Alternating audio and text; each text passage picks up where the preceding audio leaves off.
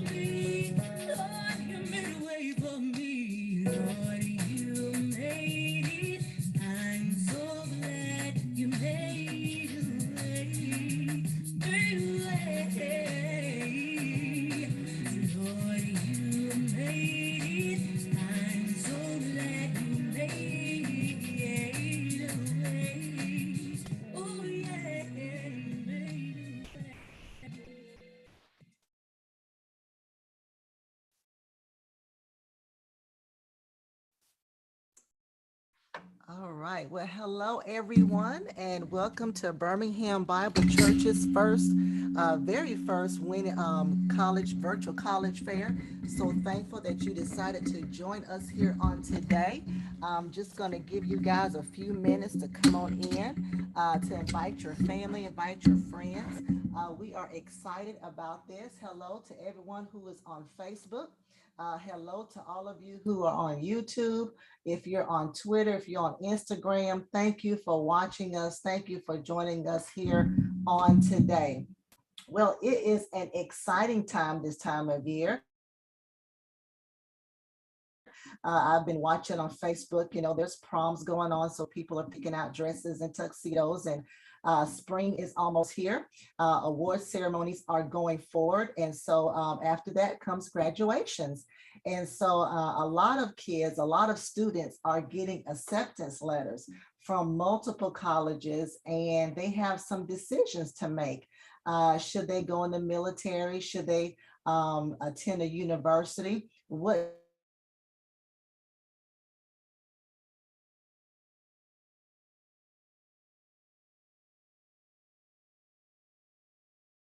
should they do? What kind of career should they have? Listening on that, and maybe want to change careers. Just it's good too, because during this pandemic, we learned, maybe this is not working. Let's do something different. And so, of course, there's a lot of decisions that have to be made. And so, you want to make the right decision. We all do. Pastor talk about the power of decision making and how we should make those crucial, important decisions. And I think the deadline for everybody in general, I thought was May the 1st, but I know particular colleges have different deadlines. And so people got to hurry up and make a decision. And so wanted to bring some information to you guys. This is something totally new, a little different, to help you make those decisions. And so we wanted you to get that information straight from admission counselors, from all over the world. And so we reached out to a lot of colleges, and a lot of them wanted to attend, but apparently this is high recruiting season. And so we'll keep that in mind next time. But I'm so grateful for the people we have on today. I am excited. For those of you who are watching, we have someone from Oklahoma. We have colleges and institutions here in the Birmingham area. We have some from Georgia. Yeah, so that's it. So we got pretty much in the Southeast. And then we have someone in the Navy. So that's to give you something, another idea as far as what you should do, what route you should take. And so we're excited about that. So listen, y'all know how we do it. And especially if you're on Facebook, I need you to tag 3 people. So do the @ sign and then tag some students, tag some family members, tag some friends, text some people, text and say, hey, listen to the broadcast today. And listen, share the broadcast. We want you to share it with someone that you know, someone that you love, someone who wants a career change. And then of course, after you listen to all of these admission speakers, make sure you contact them so you can get more information, because we want you guys to ask questions. Please ask questions. But of course, their time is limited. We don't want to have them here all day. And so we'll get to a few that we can. But if not, please make sure you contact them personally. So without further ado, we're going to go to our very first presenter, Mark Vaughn. He is from the University of Central Oklahoma. Hello, Mark.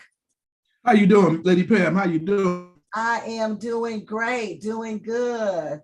How are Good. you? So I'm doing very well through the cool here in Oklahoma this morning, but God is good. Amen. Amen. Well, it'll change in the South. We wear shorts one day and then sweaters the next day. So Yeah, it may change. it was 30 degrees yesterday, it's supposed to be 72 today. So Wow. yeah. Yes, sir. Well, tell us about the University of Central Oklahoma. Thank you very much. Good morning, everybody. I hope, trust, and pray you guys are doing well. As Lady Pam said, my name is Mark Vaughn. I am the Director of Recruitment at the University of Central Oklahoma. I'm going to do a brief slide presentation at the end of the presentation. If you have any questions for me, please feel free to ask me. But this is, like she said, this is welcome to the University of Central Oklahoma. We are the 3rd largest university in the state of Oklahoma. Our class sizes, we average about 26. In our classes, we have over 120 majors of study.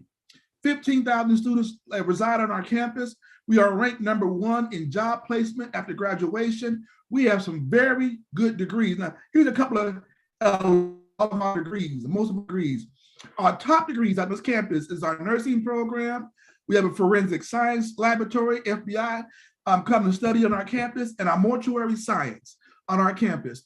We have a wide variety of degrees on our campus. So if you look at this screen right here, you'll find your degree on this particular screen. You like to dance, you like to sing, if you can sing, skip, hum, or dance, we got that major for you. So whatever your major is, we have it for you. We have some qualified professors to teach you and to instruct you on your particular gift. And like I said, you will find a position when you graduate. And because we sit in the city of Oklahoma City, just north of Oklahoma City, there are a lot of opportunities to do internships. So remember that, a lot of places do internships. Now, we are ranked nationally in our Forensic Science Institute. 7 degrees of programs available online, audio production, music, business offered. We have a bachelor's of business administration. We have a wide variety of things to do on our campus. Now, here are some of the qualifications you have to do to get in our university. Now because of COVID, we are not asking for the ACT or the SAT. So we are test optional, but you have to have at least a 2.7 grade point average to be admitted into our university. You have to submit an unofficial high school transcript. I know this says official, but we changed it to unofficial because of COVID. Submit the unofficial high school transcript, and that's it. That will get you admitted to our university. Now, the 2.7 unweighted GPA. I know there's a 5-point scale, but on a 4-point scale, which a lot of universities use, you have to have a 2.7 grade point average to be admitted to our university. Now, if you are taking concurrent classes, submit your first-time freshman application. Do not do a transfer application. You can take as many college credits as you want while you are enrolled in high school. I have a lot of students enrolled in UCO as juniors, but they're still considered freshmen, so they still qualify for all the freshman scholarships. If you take once you graduate that summer, if you take more than 6 hours after that, you'll be considered a transfer student. So think about it. Don't take more than 6 hours after you graduate from high school, okay? Because you'll still be qualified for freshman scholarships. Submit a high school transcript showing your concurrent credits.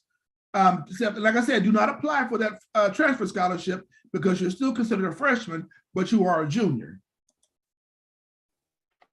Now, once you are admitted to the university, we have what we call Forge. Forge is a freshman orientation. You will come and spend the night on campus. You will meet a lot of students that will be your classmates. There is a cost to that, but it goes towards your bill. It's a two-day overnight experience where you'll get to stay on campus, meet other future Broncos, you meet an academic advisor, get your classes, and you go home. It's a lot of fun, a lot of rigor. So after you get admitted, sign up for Forge. For transfer things. Now, the big scholarships, the deadline is passed, but our automatic scholarships, we extended to April 1st. So if you apply, you have a 2.7 grade point average, you still qualify for automatic scholarships. But as far as our Regent Scholarship, our Presidential Scholarship, and things like that, those scholarships that deadline is passed already, but you still qualify for automatic scholarships. It starts at $2,500. So that's a good scholarship. Now, to apply, go to our website, www.uco.edu. Submit your application and have your counselor send us a transcript. To make it easier and quicker, I'm gonna give you guys my email address. I'll put it in the chat box. I'll give you my email address. Email me the transcript and I'll have one of my admissions counselors push it through. Because you guys are on here today, I'll do that for you, okay? Thank you. Now, this is old stuff as far as deadlines for scholarships. We have extended it.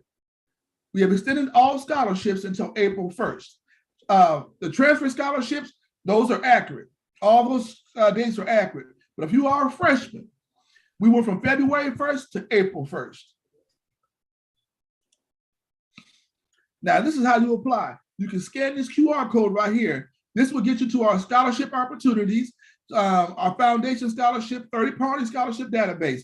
There's some very good scholarships in there, you guys. There are a lot of scholarships out there that go unused. Coca-Cola, Pepsi, Ford, Chrysler, they offer very good scholarships. Even if you're left-handed, there are left-handed scholarships out there. My wife is left-handed. Hey, when I was in college, I didn't know anything about a left-handed scholarship. So if you're left-handed, hey, get on, Google all that stuff. There are a lot of scholarships that go unused that students do not use. So feel free to scan this QR code. I'll leave it up here for a few seconds, and you can scan this QR code. We are one of the most diverse universities in the country. We have diversity, inclusion. We have fraternities and sororities on our campus. For those of you on here, we have what they call a Divine Nine on campus. I'm Alpha Phi Alpha Fraternity Incorporated, the first, 1906, the coldest, the boldest, and the baddest. I don't care nobody else say, hey, you Omega, Kappa, that's your business. Everybody can't be an Alpha. Everybody can't be an Alpha man. That's okay. So, but we do have the Divine Nine on our campus. We have community service opportunities. We have a lot of opportunities to stay busy. I tell students all the time, if you go to anybody's college, you get up in the morning, you go to breakfast, you leave breakfast, go to class, leave class, go to lunch, leave lunch and go back to your room, you're not going to enjoy it. Get involved. Get involved in college life because it's a lifetime experience. You're going to meet friends from all over the United States. Now, we have involvement fairs. We have students on our campus that will get you involved and set up in our student center. You walk through the student center, you can sign up to get involved with the football team, the basketball team, athletics. There's just all kinds of different things that happen on our campus. We have student ambassadors that give tours of our campus. I hire students in my office. I have a lot of students that work in my office for me and my recruiters. I have 12 recruiters that work under me. So like I said, it's a lot to do to get involved in. Athletics. Now, unfortunately, my office, we don't recruit athletics, okay? But we have all the men. We even have a hockey team at our university. So, but you can send me the film and I make sure it gets to the right coach, okay? We have club sports as well. So if you want to get involved in a club sport, feel free to do that. We have a bass fishing club sport. We have cheer and pom, hockey. We have an esports major on our campus. I never knew that until I got to UCO. It is a conglomerate. Matter of fact, we have a high school competition coming up in a few weeks on our campus. It's like a World Series of esports that's on our campus. So like I said, there's a lot to do, lot to offer on our campus. If I can do it all over again, I would go to mortuary science school. I don't bother you. Now, this is a list of all of our housing right here. We have a wide variety of housing on our campus. We have a lot of apartments around our campus. And like I said, because we sit locally in the city of Oklahoma City, well, Edmond in particular, Edmond, Oklahoma, there are a lot of opportunities to live off campus in apartments. But these apartments that are in front of you are our university apartments. So there's a lot of places to live at UCO. I know I'm going fast, I only got 10 minutes. I think my time, I'm preaching, y'all. So I respect time. Okay. Now, studies show that living on campus your first year, I'm telling y'all, if you live on campus your first year, your grades are going up. To commute, you're not going to get the full college experience. Okay, that's just Mark Vaughn's personal experience.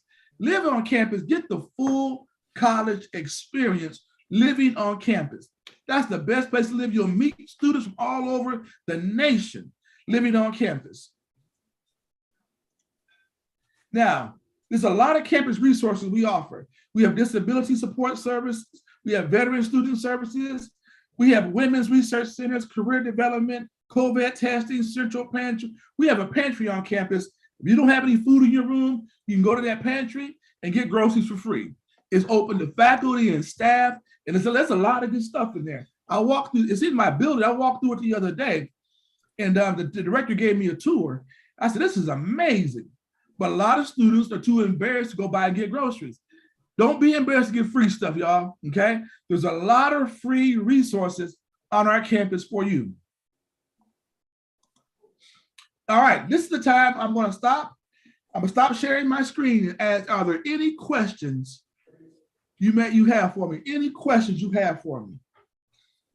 So I don't see any questions in the chat, but I'm gonna tell you, this is awesome.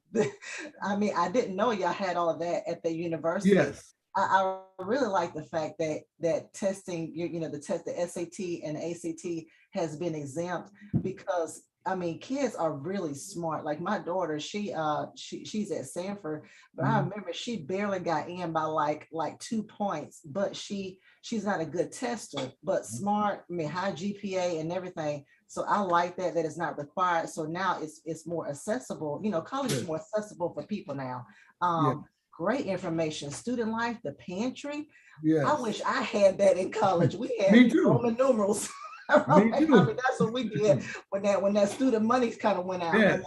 This was great. This is awesome. Please go ahead and say your email address. I'm going to put it in the chat room for everyone so that people can contact you and you can slide their application on in. Okay. Now my email is mvaughn. So that's M, V as in Victor, AUGHN,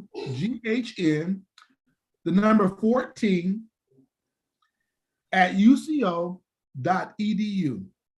So that's mvaughn 14 at UCO.edu. Okay. You guys feel free to email me with any questions. I'll be back in my office on Monday morning, and I'll be more than happy to shoot you back an email.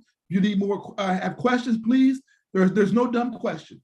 Please ask your question. And real quick, if you guys decide to take your ACT or SAT, those big scholarships, if you are on free or reduced lunch, you can take the ACT and SAT twice for free, nationally, okay?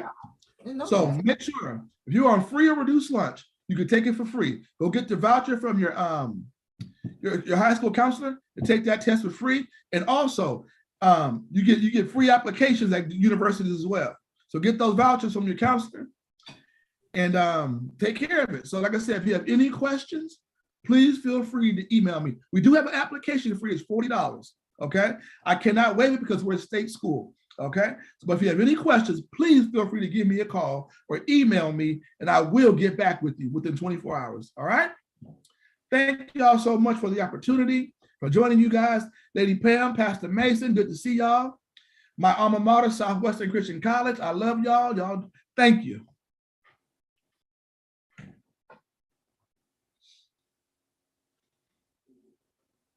Great presentation, Mark. Great presentation. Thank you.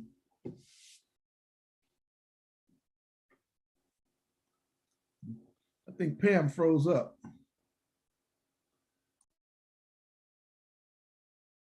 Yeah, that's what it appeared. From Stanford. Hey, Miss Allie. Hello, Lady Pam. I think you froze a little bit, so if you were talking, I did not hear you. I did. I appreciate that. Internet is something else. But yeah, so Miss Allie is from Stanford University, and we're going to give way to her to do her presentation of all the perks that Stanford has to offer. Awesome. Thank you. So my name is Allie Woodside. I am an admission counselor and multicultural recruiter at Stanford. I'm also a Stanford alum. So I know firsthand what it's like to be a student at Stanford. And so I'm excited to share a little bit more about Stanford with you guys. So I'm going to share my screen and kind of go through this PowerPoint with you guys. So can everyone see my screen? Yes, we see it. Beautiful. Okay, perfect. So something that we encourage all of our students to think about as they're going through the college decision-making process, we always encourage them to think about these 3 questions. So maybe if my screen will go to the next slide. There we go. So the first question is, how has Stanford stood out to you in your college search? specifically to Stanford, how has Stanford stood out to you, but also any school that you're looking at, how has it stood out to you in your college decision-making process, good or bad, things that are important to you, all that kind of stuff. The second question is, what problem do you want to solve? That's a really loaded way of just asking, what do you want to major in? Ultimately, when you graduate, you're going to want to solve this big problem. So how can your school help you get there and prepare you as much as possible for your next steps in the real world, all that kind of stuff. And then third question we always encourage students to think about are, what are your top 3 priorities in the college decision-making process? What are your top 3 priorities and things that you want in a school? So I wanted a small school, a Christian school with a study abroad program. My best friend Emma was a soccer player at Stanford, and her top 3 priorities were soccer, soccer, and soccer. So it looks a little bit different for everyone, which is why it's important to always think about those things as you're going through everything. A little bit about Stanford's history. We were founded in 1841 as Howard College in Marion, Alabama. We're actually the 87th oldest institution in the United States.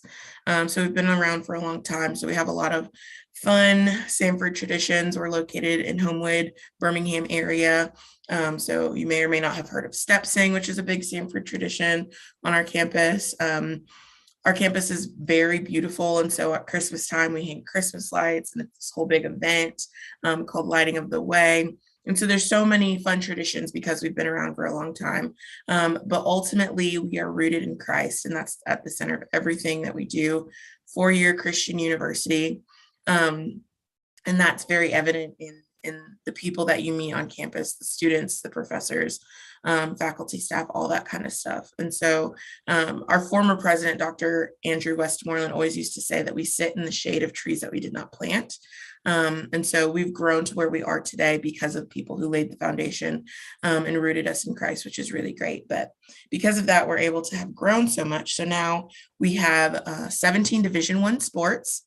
And so our football team gets to play one big state school a year, which is really cool. Typically, our sports teams will play schools like Furman, Wofford, Mercer, things like that. We're in the Southern Conference. But it's really cool to go to those big games. We've played Auburn, we've played University of Florida, we've played FSU, Georgia, things like that. But we also love our home games because it's just such a fun time. We tailgate on the quad, all that kind of fun stuff.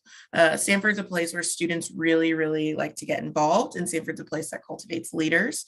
So we have over 100 student organizations, everything from a Stanford Gamers Club to on-campus ministries, worship ministries. We have a blacksmithing club, an equestrian team, all of these different things to explore, which is a lot of fun because you can get involved in so many different things.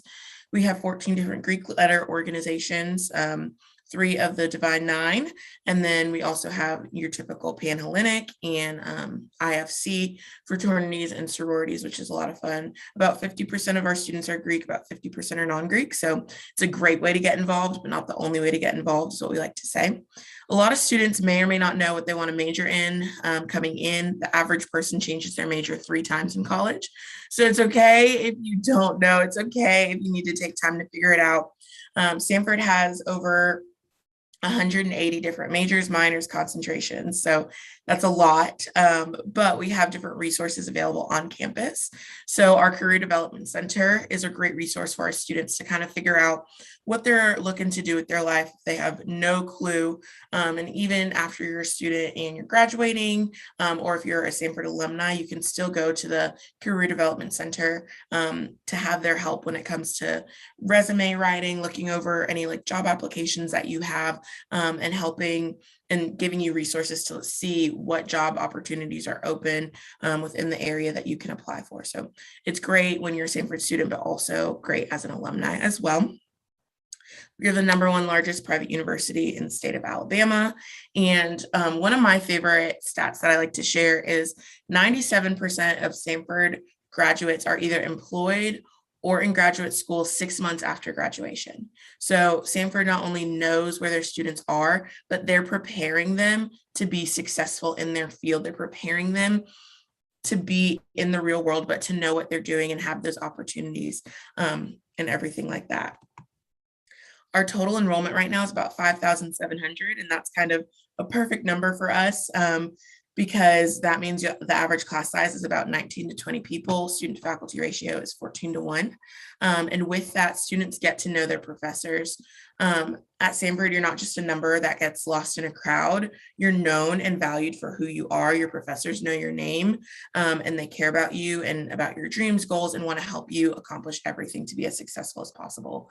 It is completely normal for our students to have several different internship opportunities when, throughout their time in college. I know one of my best friends, he interned with Regions Bank when he was a Stanford student, got a job working for them after, like straight out of college, which was amazing.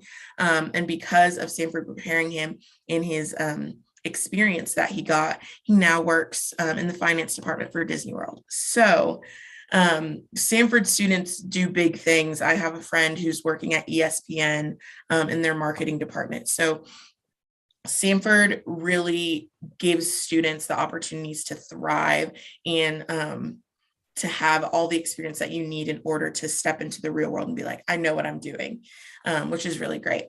70% of our students are from out of state, so you get to meet people from all around the country, go on vacation with people to Florida for spring break or something like that, which is always a lot of fun.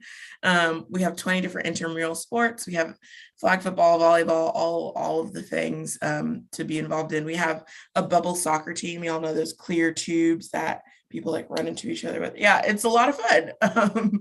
So just another way to get involved.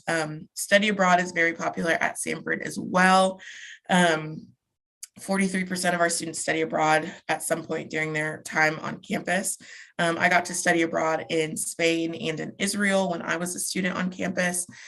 So several different opportunities, 50 different study abroad programs in 13 different countries. And so it's a lot of fun. So you could either do a whole semester, a summer term, or you could do a mini Maymester is what we have now. So several different opportunities and times for you to do that. So we have 5 different components to our application. So it's the application itself. It's an essay, your official test scores, your official high school transcript, and an academic letter of recommendation. The past couple of years, we allowed students to apply test optional because of COVID. They haven't made the final decision as to whether we're going to keep that trend or not. But I always say, if you have the opportunity to take it, go ahead and take it. But if not, then we are completely understanding of that as well. Our middle 50% of students have between a 23 and a 29 ACT, between an 1130 and a 1350 SAT. The average GPA is around a 3.7. So this is not a minimum requirement by any means. This is just kind of the average of where our incoming freshman class stands. But some students have higher, some students have lower, but that's just kind of the average. So if you have a 3.5 GPA, you're like, oh, I can't come to Stanford. That is not true. Still apply. No matter what. And I always encourage students to come and visit campus too, because it's, number one, a beautiful campus, but any school that you're looking at, when you go and visit the campus, you'll get a feel for what the students are like, what student life can be like for you, and can you see yourself in these shoes and see yourself being here for the next 4 years, which is always super important. Our application is still open. Our biggest scholarship deadlines have passed, but that's my job as an admission counselor, is to advocate for you with our scholarship committee, which is always a lot of fun because I love getting to know our students and to help throughout this process. So still apply to Stanford if you would like to, but if you are a junior looking to apply, some of our scholarship deadlines that I like to push are December 1 and February 15th. Those are our 2 scholarship deadlines. We have 3 main sources of aid. I always encourage students to apply before December 1st, but with your admission application, you're automatically considered for our 2 highest merit-based awards and our legacy scholarship called our Sherman Oaks Scholarship. And then we have additional scholarships, a lot of them with a December 1st deadline, but our Davis Scholarship is our leadership and involvement scholarship. So any sports team, club, stage manager of a musical, anything you've been involved in, community service jobs, apply for that. Then we have a minister dependent scholarship. So if you have a parent that's involved in full-time vocational ministry, you'd be eligible for that. And then depending on what you want to study or major in, we have departmental scholarships available for you as well to apply for. And then some of you may be familiar, some of you may not, but the Fafsa is the free application for federal student aid. That's grants and loans from the government that you'd be able to receive. Always fill out the Fafsa, especially with us at Stanford. We can evaluate for any additional need-based assistance that the Fafsa may not be fully evaluative of. So, for example, the Department of Education says we look at taxes from 2 years prior. However, with COVID, I had families last year say, hey, I lost a job. This isn't reflective of that. And so our financial aid department's able to evaluate that and award any additional need-based assistance. We don't have any full ride scholarships at Stanford, and that's because our philosophy is making it as affordable as possible for as many people as possible. 90% of our students receive aid from Stanford. And so as long as you apply before December 1st, I would say you're in a pretty good spot. But you're valued at Stanford, you're known at Stanford, and everyone wants to see you be as successful as possible. I like to say you're not just a number, because every number has a name and every name has a story, and every story is truly valued. And I have countless, examples of that. And if you come on campus, I know students will as well, but I just encourage you to apply to Stanford, come to Stanford, see all the things we have to offer, because it's a very special place. When the rubber meets the road and the going gets tough, not only are you cared about, but you're prayed for. Professors are like, don't worry about getting assignments and how can I pray for you? What do you need right now? What does your family need? And so to have that support is something that you can't get everywhere, but something that I know I was super grateful for in my college experience. And so I'm a couple minutes over, but this is my contact information. So please feel free to reach out to me. Send me an email, give me a call. I'm here to help however I can. And that's my favorite part of my job, is being able to build those relationships with students, connect with you guys, and be able to help answer your questions and make this process go as easy and as smoothly as possible. This was great, Miss Allie. Thank you so much. And you are correct in everything you're saying. Like I said, my daughter goes to Stanford, and y'all are really, and please explain to people how even while you're in school, that you can still be applying for scholarships. Y'all just work with her so much. And she has very little money to pay back. And so y'all were great in that. So what you're saying is true. And listen, for those of you who are watching, I want to piggyback on the scholarships. We've done 2 scholarship webinars with a lady from Atlanta. And so, of course, make sure you take advantage. And they're right. There's left-handed scholarships. If your mama's or your single parent home, there's scholarships, with so many scholarships that are out there to take advantage of. And so, of course, thank you so much, Allie. That was awesome. That was great. I am also going to I'm going to put your information in the comment section as well. So you have a great rest of your Saturday. Thank you. Thank you. You too. All right. Bye-bye. All right. And so now we have Andrew Coulson from the University of Alabama here in Birmingham.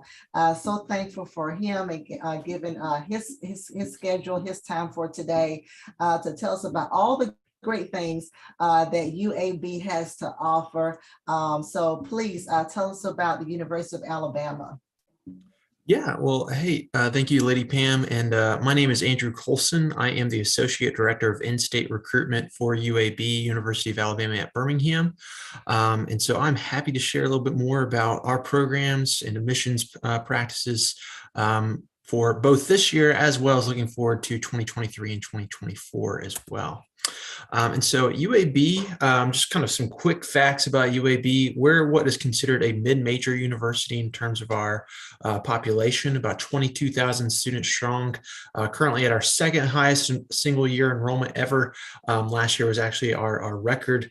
And so we've been growing a lot in the very short time we've been a university. We've only been around for about 53 years. We are also one of the most consistently diverse campuses in the country. And that's not just diversity represented in that nationality number with over 100 different countries represented in our student body. That's also racial diversity, socioeconomic diversity, ethnic diversity, and even geographic diversity within the U.S. So we have students from all 50 states in the U.S., And if you really want to get granular, all 67 counties in the state of Alabama. And we are still very much an Alabama university at heart. About 75% of our students do come from the state of Alabama, with about 5% international, about 20% coming from another U.S. state.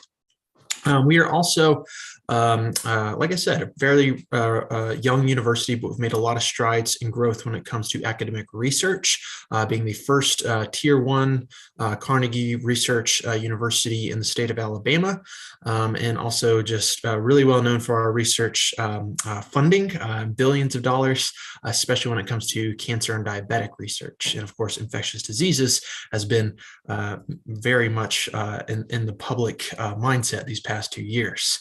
And we also make sure that our students are prepared when they are leaving. So the nice thing about where we are located, we are right in the heart of downtown Birmingham. And so that is the largest metro area in the state of Alabama, offers a lot of opportunities for our students to have a unique college experience while still having all the bells and whistles of your traditional college experience, whether it be Division I athletics, student organizations, and of course, just the academic experience in and of itself. But you have the added bonus of utilizing the city as your classroom, as well as your playground. And so our students have the opportunity to do some unique internship opportunities right next door, or even on campus in some instances, where they get that resume to go along with that degree. And so that's why 88% of our students do know where they are going after they graduate, or they already have plans, whether it be grad school or a career. So really excited about what our students are doing in the world of business, in the world of education, in the worlds of arts, and of course, in the worlds of medical research and medicine itself.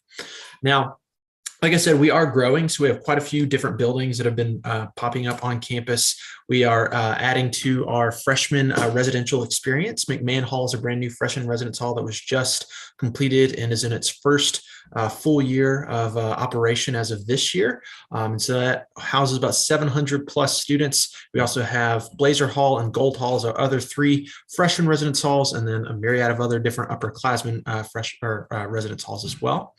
We have our science and engineering complex, which actually just broke ground a little bit earlier this summer, and will be finished by the end of this year, very beginning of next year. And so that'll house all of our science and engineering majors.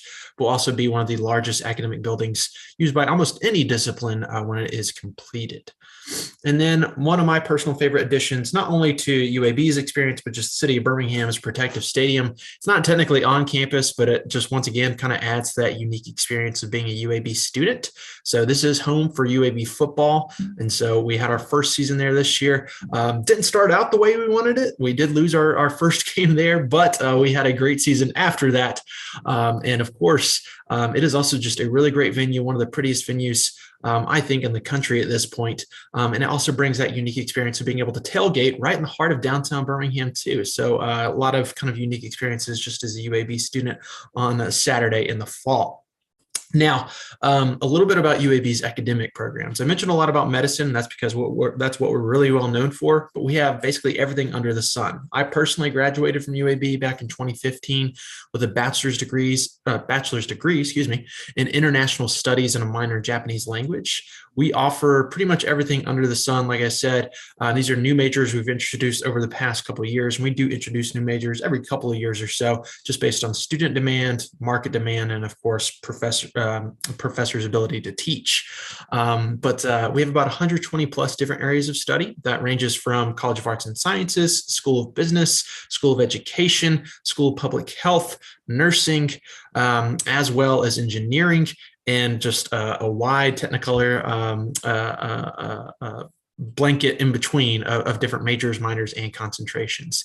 If you ever have a question about a specific major, or if you want to see what we have to offer, whether it be on the undergraduate level or even graduate level and doctoral level, uab.edu/degrees is a great search tool to utilize on our website, and gives you a bunch of different options to search specifically in that search bar, or more generally for just things related to certain categories, and these little career paths listed down below. And of course, also a no idea button. If you don't really know what you want to do, but you want to see what we have to offer, we can help you kind of refine that search and help you find your fit at UAB when it comes to that academic fit. Now, as far as admissions goes at UAB, it's a 4-step process for freshman admissions. We do have an online application. You can complete at uab.edu/apply. There's no essay or anything required. It's just a basic information about yourself as a student.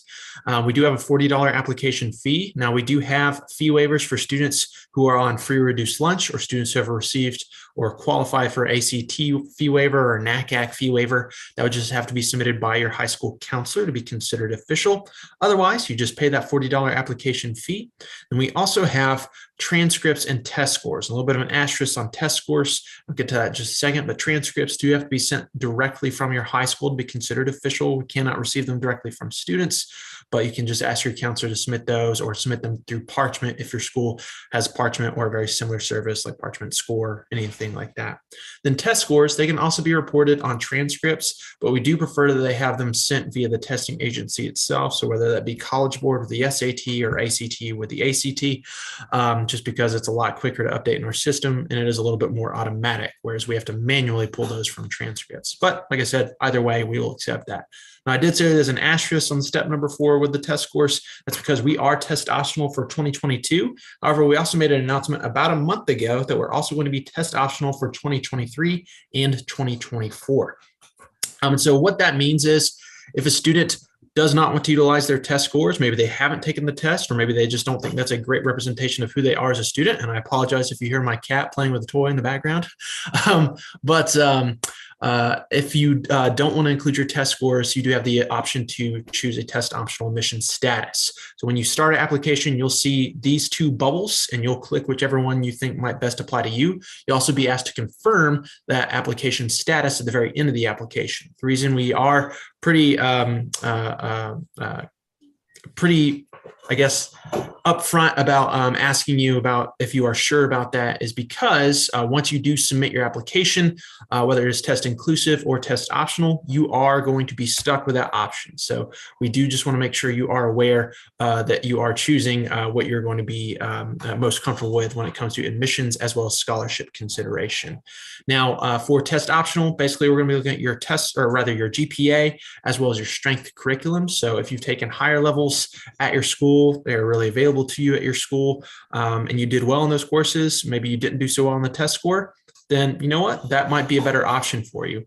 On the flip side, if you have a really good test score and a really good GPA, or really good test score and a not so good GPA, you might be better off doing test inclusive. Either way, talk to your high school counselor, and also talk to our office if you're not sure what you should pick. That's what we're here for. That's why we want to help you with this process. And of course, test optional and test inclusive can mean different things between different institutions. So it's always good to ask the admissions office. Now, just so you know, for our basic admissions requirements at UAB, we require a 2.75 high school GPA and a 20 on the ACT or a 1020 on the SAT. And so these are guaranteed admissions requirements just for the university in general. There are going to be some majors that might require higher GPA or higher test score. So for example, nursing requires at least a 3.6 GPA. You just be admitted to UAB if you didn't quite have that, but did have the 2.75 with an interest in nursing. And so you just have to make some prerequisite courses in order to actually get to that nursing designation. But either way, this is going to be what is required for just general admission to UAB. And you also see some of our freshman averages down there below, which can give you a good idea as to where our scholarships do start. Scholarships are a little bit different at UAB as of this year, where we do have a range from $2,000 to $10,000. And since test optional and test inclusive was just introduced this past year officially at UAB, we do award both those on the same scholarship spectrum. And so there's not quite a set matrix of what qualifies for what. It is going to be based on the general application you submit, as well as just how you applied, whether it be test inclusive versus test optional. So $2,000 to $10,000 for in-state students, $6,000 to $20,000 for out-of-state students. And sorry, I apologize for that typo there, but that is for out-of-state students. And these are merit-based scholarships. Now, there are some additional scholarships you can apply for via that uab.edu/bsmart page. And so if you are part of any of these national recognition programs with College Board, that's an additional $2,500 on top of whatever you receive from your merit-based scholarships. And we also have a scholarship for National Merit Finalists, which is an additional $4,000 per year. Now, if you are a child of alumni of UAB, we have legacy scholarships. If you are going to certain departments, you can also apply for those via that Be Smart page I mentioned earlier. So I do always encourage students when they're applying, starting October 1st, you'd be able to go ahead and start applying for those Be Smart scholarships as well. Now, one final thing I'll just mention too, especially if you are a resident of the state of Alabama, a student in the state of Alabama, you are required to complete a Fafsa. And so at UAB, our priority deadline is December 1st for Fafsa submission, but we do accept Fafsas throughout the year. That just means if you submit it by December 1st or earlier, we're going to get you your financial aid notification and award package as soon as we start sending those out. So you just know a little bit earlier what your actual financial aid award is. Now, this is where you'll get all those different types of aids from grants, loans, and work studies from the federal government. And some scholarships might require the Fafsa. So like I said, I do always encourage students to fill out the Fafsa. It goes live October 1st every single year. So really encourage students to do that within the month of October if possible.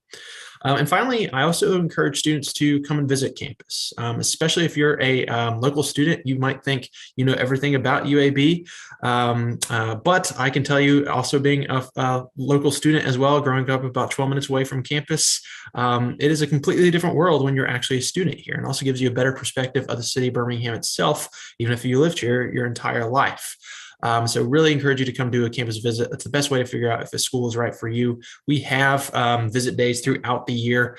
Each one of these pretty much mirrors kind of what our day will be each year. UAB Day usually takes place sometime around early November or around Halloween, as well as a couple of specific days. And campus Ipop sessions actually take place on specific days throughout each week. And so if you ever want to learn about a specific program or a specific major, you can always find those times at uab.edu/visit. And of course, our campus tours, we have at least 2 every Monday through Friday and at least 1 Saturday tour each month. And finally, also just connect with us. So we have admissions counselors based on geographic area. So within the state of Alabama, it's going to be based on county, and specifically within Shelby and Jefferson County, it's also going to be based on school. So you can find all of our counselor information at uab.edu/mycounselor, and also connect with our students, our student trailblazers who are tour guides. If you want to learn a little bit more about our student life. And follow us on social media. Don't just say that because we need the likes. It's also just a good way to interact with us on a more kind of intimate level and learn a little bit more about just kind of fun things happening on campus. And there are also sometimes scholarship giveaways with our Choose UAB platforms as well. So always a fun time on our Instagram page. And finally, if you ever need any questions, and if I am your admissions counselor, I do cover Hoover, Spain Park, Vestavia Hills, John Carroll, and all homeschool students in the state of Alabama. Feel free to reach out to me, and I'd be happy to connect you with your admissions counselor if I'm not your assigned admissions counselor. So feel free to reach out to me. That's my contact information right there. You can always text or call me at that number too, or shoot me an email as well. That is all I have for you guys today, and I really appreciate the opportunity to share a little bit about UAB with you guys today.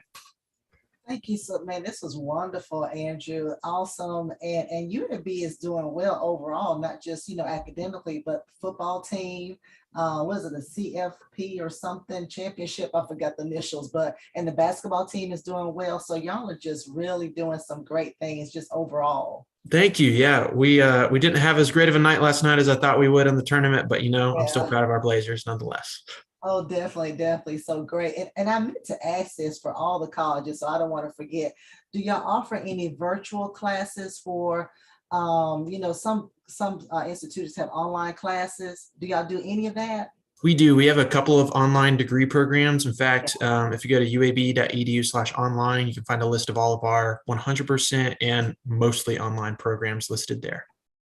Okay, awesome. Yeah, for that mom who, works, 8 hours and just want to do some classes in the evening, when the kids are asleep. So, okay, awesome. This is wonderful. Again, Andrew's email address is awcolson, COLSON @uab.edu. Thank you so much for taking time out of your schedule to talk to everyone. Thank you. Thank you. All right. And so now we have our next person. is Stephanie Salone from Augusta University. Happy about this one as well. I went to the school when it was called Medical College of Georgia. That's just how old I am. But I didn't know they changed until my grandma sent me some information. I said, oh, they changed the name. But yeah, so I am pleased. Great college then. And so I'm sure it's even better now. But we have Stephanie Salone. She is going to talk to us about Augusta University. Yes, thank you so much for having me here today, Lady Pam. I am Stephanie Salone. I am one of the admissions counselors here at Augusta University. I work with the students who live in the central southwest territory of the state of Georgia, but I'd be happy to answer any questions that you may have, even if you don't live in those designated areas. Can everybody see my screen okay? Yes. We're good. Okay. All right. So I'm going to go ahead and get started just to talk a little bit about Augusta University.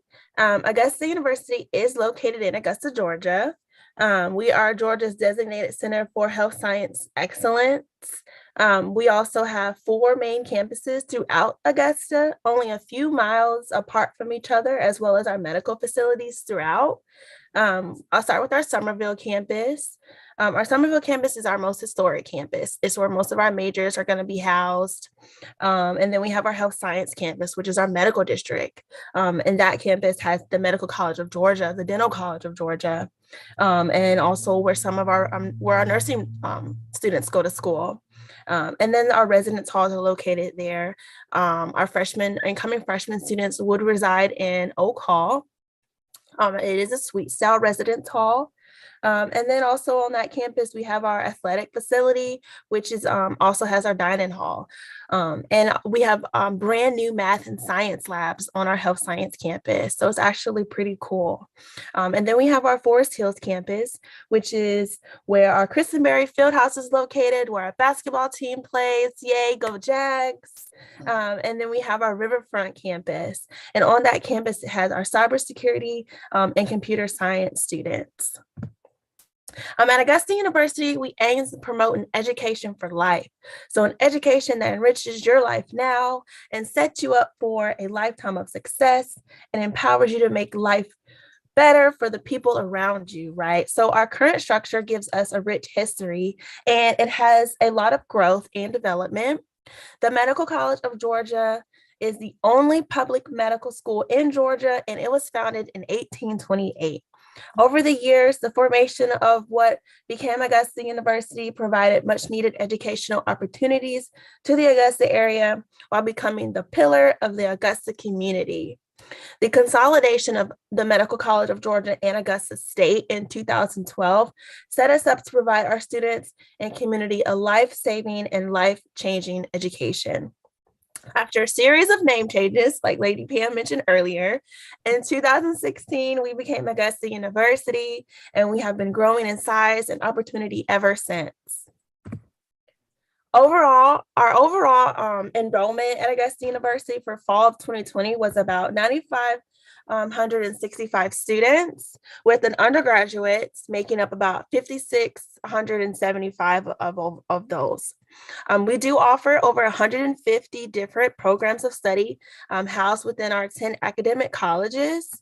We boast about our 15:1 student to faculty ratio, which allows all of our students, no matter their major, to build relationships and to get involved with undergraduate research early on. I will say that that was one particular thing I was looking for when I was searching for my college or university. I wanted those small class sizes so that way I can get that more personable one-on-one with my professor. This research identity has been growing thanks to the opportunity for students to get involved alongside their faculty so early. Recently, we've seen the research identity in the public eye through the COVID-19 pandemic. As devastating as it has been, Augusta University was charged by the state to lead the fight against COVID and our vaccination initiatives, all done by our research partnerships across disciplines. A team of AU students and faculty in different art and physics and health science programs, they work together to develop a telehealth app for patients and healthcare providers to safely use to triage potential COVID cases statewide. Pretty cool, right? Another fun fact, a graduate of our medical illustration program designed the image most widely associated with the depiction of the virus. And that image is actually shown in our on our health science campus in our brand new math and science lab. So it's actually pretty cool to actually see the image that we see all over the news. We're going to move on to academics. We've got over 150 programs ranging from health sciences to education to business to liberal arts. Some of our most popular undergraduate programs are cell and molecular biology, nursing, business administration, kinesiology, psychology, and cybersecurity and computer science. The cybersecurity program is actually unique because Augusta is one of the top 10 global hubs for the field of cybersecurity and the nation's capital for cybersecurity. So the Department of Defense, the NSA, and a number of other cyber agencies, they have cyber units that are actually housed at our cyber center, sharing the space with our students. So if you're looking to go into cybersecurity or computer science, there's a lot of internships and networking and scholarship opportunities, as well as that hands-on experience for you. We're so proud to house the state's only dental school and the only public medical school, as well as the oldest and largest nursing program in the state of Georgia. With that, we have our competitive professional scholars programs that provide students accelerated entry and pathways to their MD, DMD, or BSN. Each program has its own requirements. For nursing, students admitted to the program as incoming freshmen will have a seat guaranteed in the BSN program starting their junior year, as long as they meet and maintain all testing and GPA requirements. For medical and dental scholars, students admitted will be on track to complete their BS in cell molecular biology in 3 years, and those who meet and maintain all those testing and GPA requirements will then have a seat waiting for them at the Medical College of Georgia or the Dental College of Georgia, where they will be able to spend their next 4 years earning their MD or DMD. So it's very, very competitive, but it's a great program for students who are interested in the health science field. All right, let's get into talking about campus life, which is one of my favorite things to talk about. As the smallest research institution in the state, we are proud to have over 175 registered student organizations and over 5,000 students having checked into events last year. That's almost our entire undergraduate population participating. Even with restrictions on events, our campus did a fantastic job of providing opportunities for students to meet and connect and engage with each other to develop a real sense of belonging. We recently just had Club Fest. Club Fest is actually cool because it's an event where organizations can come out on campus and talk about what they're all about. There's music, there's food. It's just a great way for all of our students to get involved. Student engagement opportunities, they happen like this on every campus. So you're able to join whether you're on our Summerville campus for classes or at your residence hall on the health science campus. We also encourage our students to get involved in the Augusta community by engaging with local businesses, finding local restaurants, or just relaxing on the river. I'm actually from Augusta. I've been here most of my life. So if you have any questions on the eateries, places to hang out, feel free to reach out to me. I'd love to give you some of my favorite options. Tuition and fees. These numbers are estimates for only 1 year. For an in-state student, the average is going to be around $18,000 a year while living on campus. For a student classified as out of state, it's a little under $35,000 a year. Those estimates and costs are, of course, prior to Hope, Zell Miller, and any other scholarships. And about 80% of all our Augusta University students, they do receive some type of aid. Our application for fall 2022 is currently open, and you can apply through Common App or Georgia Futures. The app is $55, but you can indicate on the application if you plan to use a fee waiver, and we'll work with your counselor to get that applied. We do require an official high school transcript, and recently the change was made that we are test optional. So for students with a GPA of 3.4 or higher, they do not have to submit official SAT or ACT scores. However, for the students who do not meet that GPA requirement, the SAT, we do require at least a 480 on evidence-based reading and writing, and at least a 440 on math. And then for the ACT, we require at least a 17 on English, and a reading, a 17 on math. You will need to meet only these requirements, but you'll also need to meet our freshman index requirement, which is a 2240. And what that freshman index is, just a math equation that we like to use to calculate your GPA and your test scores. Students who complete their application by our early application deadline on November the 15th, they will complete their application by they will be in the first group of students to receive a decision in early December. And then students wishing to apply for a scholars program, like I was talking about earlier, they must apply by the early application deadline. Our institutional scholarship applications open for students who have already been admitted in early December and closes February 1st. We also encourage our students to apply for external scholarships on Scholarship Universe. We encourage students to confirm their enrollment and celebrate National College Decision Day on May 1, and we must receive all documents by July 1. So that means dual enrollment transcripts, your test scores, your application, all those documents that we need. After you apply, you'll get a link to set up your application portal.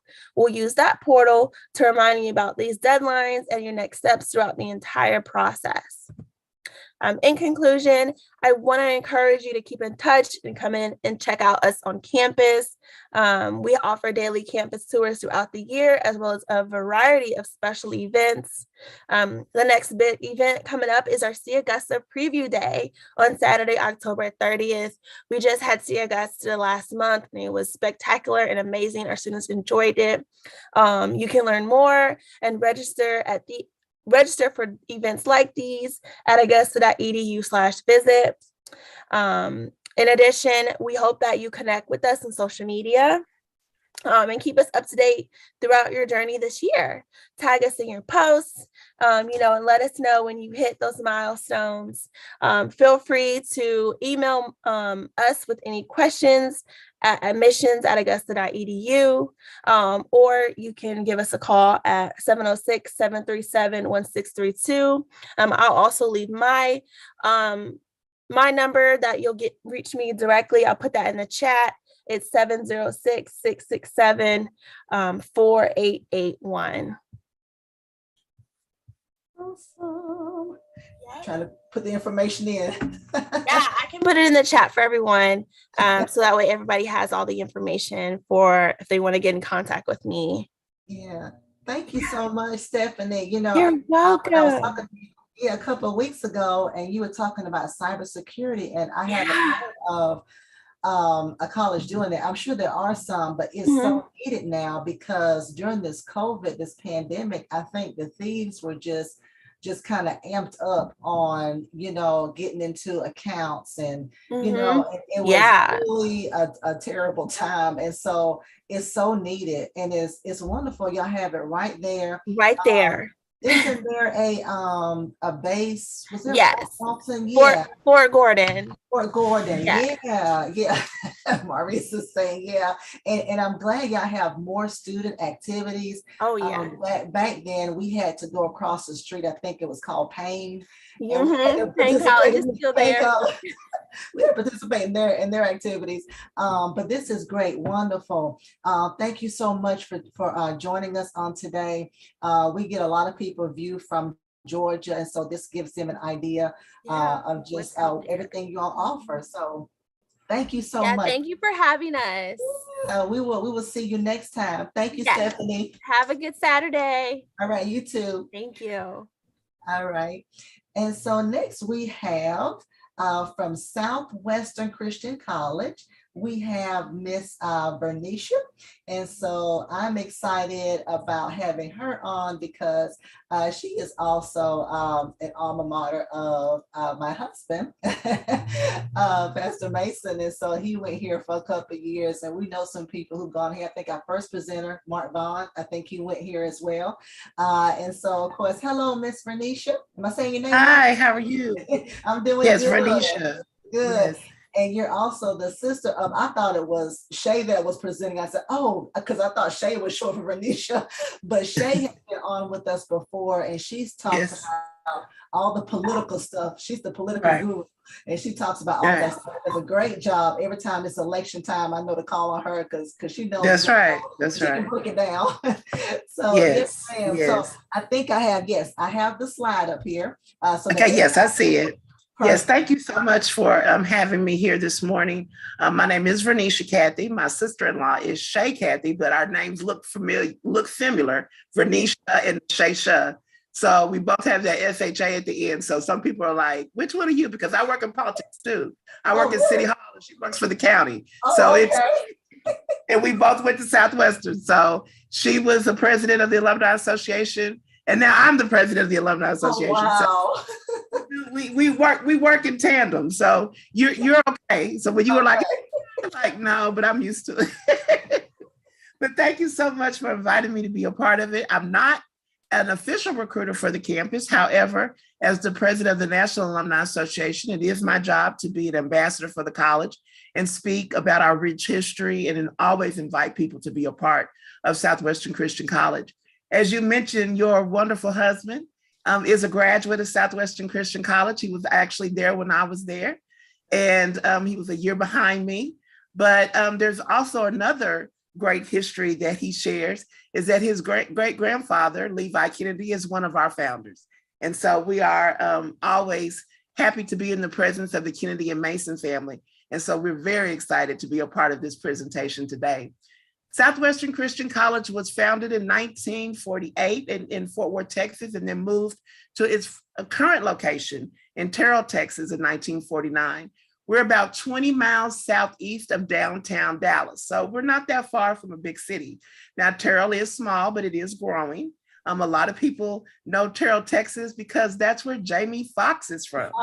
Yes. Comedian Jamie Foxx is from Terrell. In fact, his grandmother, Miss Tally, was right around the corner from the campus. A lot of students and a lot of faculty and staff students were babysat by Miss Tally. And then before you even get to the campus, you'll see over to the right-hand side, it says Jamie Foxx Drive. So he has a rich history and legacy in Terrell, and he doesn't come back as often, but he always talks about Terrell, Texas. So when people say to me, I think I've heard about Terrell. Yeah, you have. I mean, that's why, because he's a great ambassador for the city. Also, let me tell you about Southwestern Christian College, is that we are a historical Black college or university. Right now, there's 105 HBCUs, and we are one. We are one of the smaller ones, but that is good because that means our faculty and staff ratio to student ratio is much smaller, which gives you the one-on-one relationship that you need to have with a professor. With Southwestern Christian College, you are not a number. We know you by name. We call you by name. We love you by name. And we suppose that you are going to be great. And so we have chapel every morning at 9:30. We start our day together in praise and worship, and then general announcements to the campus. And that is one of the highlights of our campus. At Southwestern, we are a junior college for most of our majors. For those that are interested in religious education or Bible, we are a 4-year institution. But those that just want to get a fresh start and, not really sure exactly what you want to do yet, but still want to have that HBCU experience, you can definitely do that with us at Southwestern. On April the 9th, we're going to have our high school day. And we're only 8 hours from Birmingham. I did Google it to see how far, but we're only about 8 hours from Birmingham. So if you would like to come and visit our campus, you may do so on April the 9th. That is our high school day, and that's the graphic that you see today. You have to register for it. It is a free event. And so if you register for it, we'll be there and ready to receive you. On that day, we will have some of our professors will be there. We're definitely going to have a continental breakfast and lunch. We will have tryouts. We have basketball, men and women's basketball. We have women's volleyball. We have men and women's track. And we also have intramural sports as well. It's not necessarily a tryout for that, but you'll be able to sign up. On that day, our financial aid director will be there to go over all types of financial aid options that will be available to you. And then, of course, our academic dean and our registrars will be there as well to talk about the different academic options and scholarships that are available. And there'll also be a college class demonstration as well. Our president will be on the campus that day as well. He's also an alum of the college. His name is Dr. E.D. Singster Jr. He is our current president. Before Dr. Singster, we had Dr. Jack Evans. Dr. Jack Evans is the longest running president in the US of any college, whether it be at HBCU or PWI. So we have great history and legacy at Southwestern Christian College, and we would love for you to be a part of our story. As the alumni president, I can honestly tell you that from here, and when I say here, I mean 200 Bowser Circle. That's where our campus is located in Terrell, Texas. And from here, you can truly go anywhere. We have people on our campus that graduated from our campus that are doctors, that are lawyers, that are, of course, ministers, educators, flight attendants, whatever you want to do, you can do it. Mark Vaughn was saying if he had to do it all over again, he would do mortuary science. We have plenty of people that graduated from Southwestern that went on to do mortuary science. In fact, our biology department right now is ran by Dr. Casero, who is actually a practicing medical doctor. And he also teaches biology, anatomy, and physiology on campus. And as I mentioned, our student to faculty ratio is small. Therefore, you get a lot of the one-on-one attention that you need. Another very unique thing about Southwestern Christian College is we're known for ministry and we're known for music. One of the best a cappella courses that you will ever hear in your entire life comes from Southwestern Christian College. We're right now under the direction of Maestro Leonte Zavala, who is a graduate of Southwestern Christian College and also Fisk University. After he graduated from Southwestern, he went on and became a Fisk Jubilee singer. So when I say he knows music, he knows music. And we're in the midst of growing our choral department again. We're out on the road now doing tryouts. You can email us, contact us, and set up a presentation, set up an audition so you can try out for the chorus. Pastor Mason was a part of that chorus. I was a part of that chorus. And it is very competitive, but it is one of the best a cappella courses out there, especially among the HBCUs. There's a 100-voice choir that they put together every year, and Southwestern has been able to be a part of that. And so we're just so excited to grow our choral department again. We lost a lot of members due to COVID. A lot of our students graduated and we weren't able to, travel at that time and do a lot of recruiting. And, music was one of the areas that suffered, but we are back and ready to roll. And so, especially if you love to sing, Southwestern is the place for you. At Southwestern, as I mentioned, from here, you can go anywhere. We have all types of disciplines that we can assist you with. But what I think that is most important is, one of the presenters said earlier that you change your majors about 3 times. I think I probably did more than that. But it was all said and done. But we have people here that can assist you and help you and nurture you and really start you out on your way. And from here, you can go anywhere. As we keep saying, that is one of our main mantras, and that we're also on the move. Southwestern Christian College is ready to receive you. We have our applications. You can go to our website at www.swcc.edu. The application is there on site.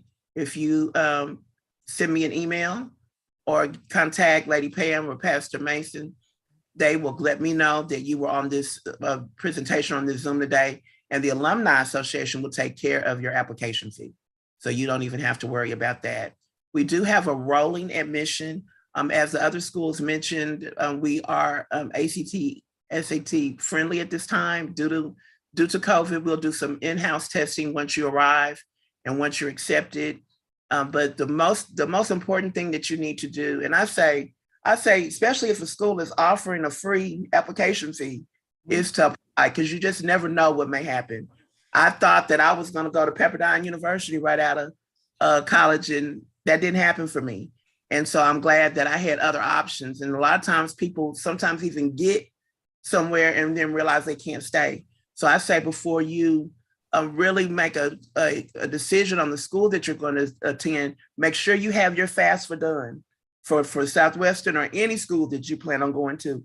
Know the tuition and fees before you make the commitment. Southwestern is one of the least expensive HBCUs, and we're also one of the least expensive Christian colleges among like Abilene Christian, Oklahoma Christian, you know, that family. So we're very affordable. And like I said, for any school, just make sure you have the FAFSA is free. And then any school that you're interested in, you know, they have a specific number. Just Google the name, or not Google the name, but just search the name on the FAFSA. And every college that you're interested in attending, just put those numbers on there so you can get a good understanding of what your responsibilities will be.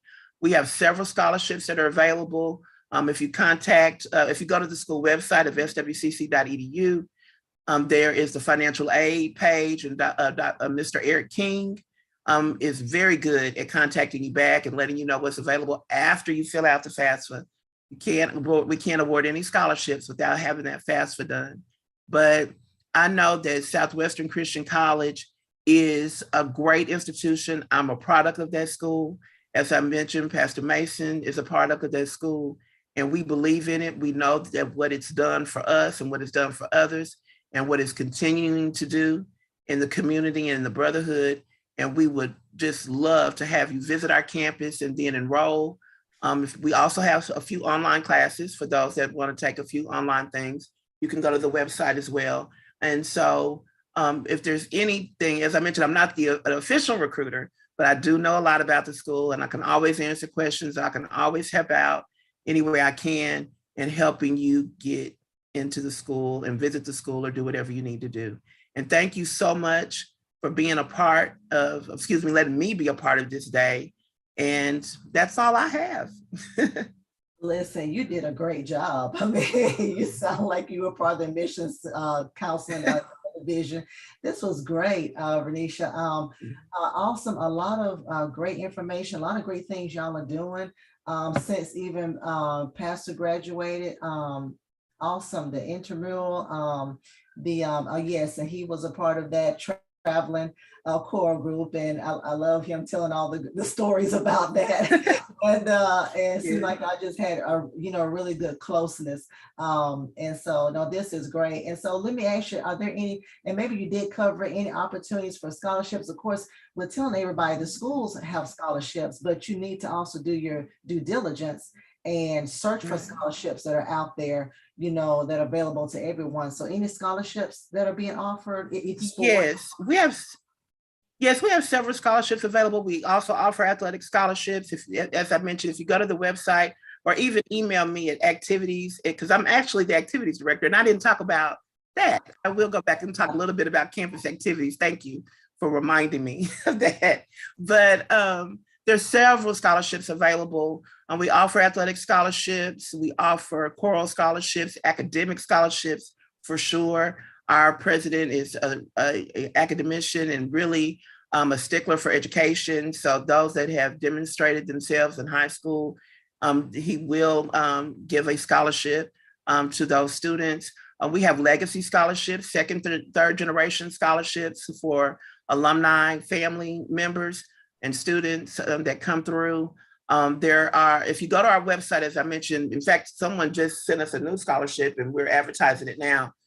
We get a lot of personal scholarships. People set up in honor of their family members or church ministers and things of that nature. So we have some new scholarships that become available. And sometimes they're one-time scholarships, but hey, take that money when it comes through. But we also have right, because I know one of our alums, he may be listening now, Charles Edwards, he called me the other day. He is offering some scholarships for some incoming students for the fall. And so we have a lot of that. Because we're a smaller college, we have a lot of we're a family type atmosphere. And a lot of our alumni know what it took for them to get there. They know who helped them, who helped pave their way. So they love to give back. In fact, your husband is one of those that loves to give back, loves to support our students. And so it kind of takes me to student activities because I actually do that as well. And our student activities, we don't have the Divine Nine, but we do have social clubs on campus. We have community service opportunities. We have student government. We have, as I mentioned, intramurals. We have specialty clubs that people can get involved in. We also, pre-COVID, had a tour that we would take our students on. There was like a civil rights tour.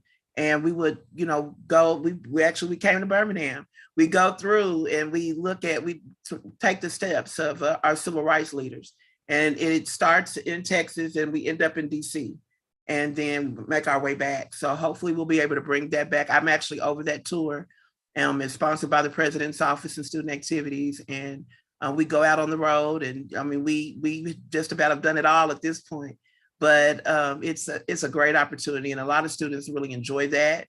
And it's our rolling classroom, as we say, because it's not a vacation. It's you're learning about our history and we visit other HBCUs along the way and talk to them and see their history. And I'm a huge HBCU advocate. I did graduate from Southwestern, but when I left Southwestern, I went on the University of Texas system. I've been to Hollins University in Virginia, where I got my master's, and now I'm working on a PhD at SMU.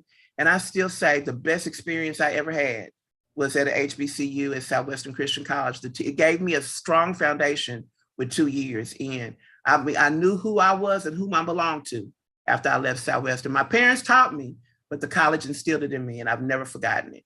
And so thank you again. And we would love to have you at the campus April the 9th. I always say visit a campus before you commit. You never know. I did that twice. I went to 2 schools sight unseen.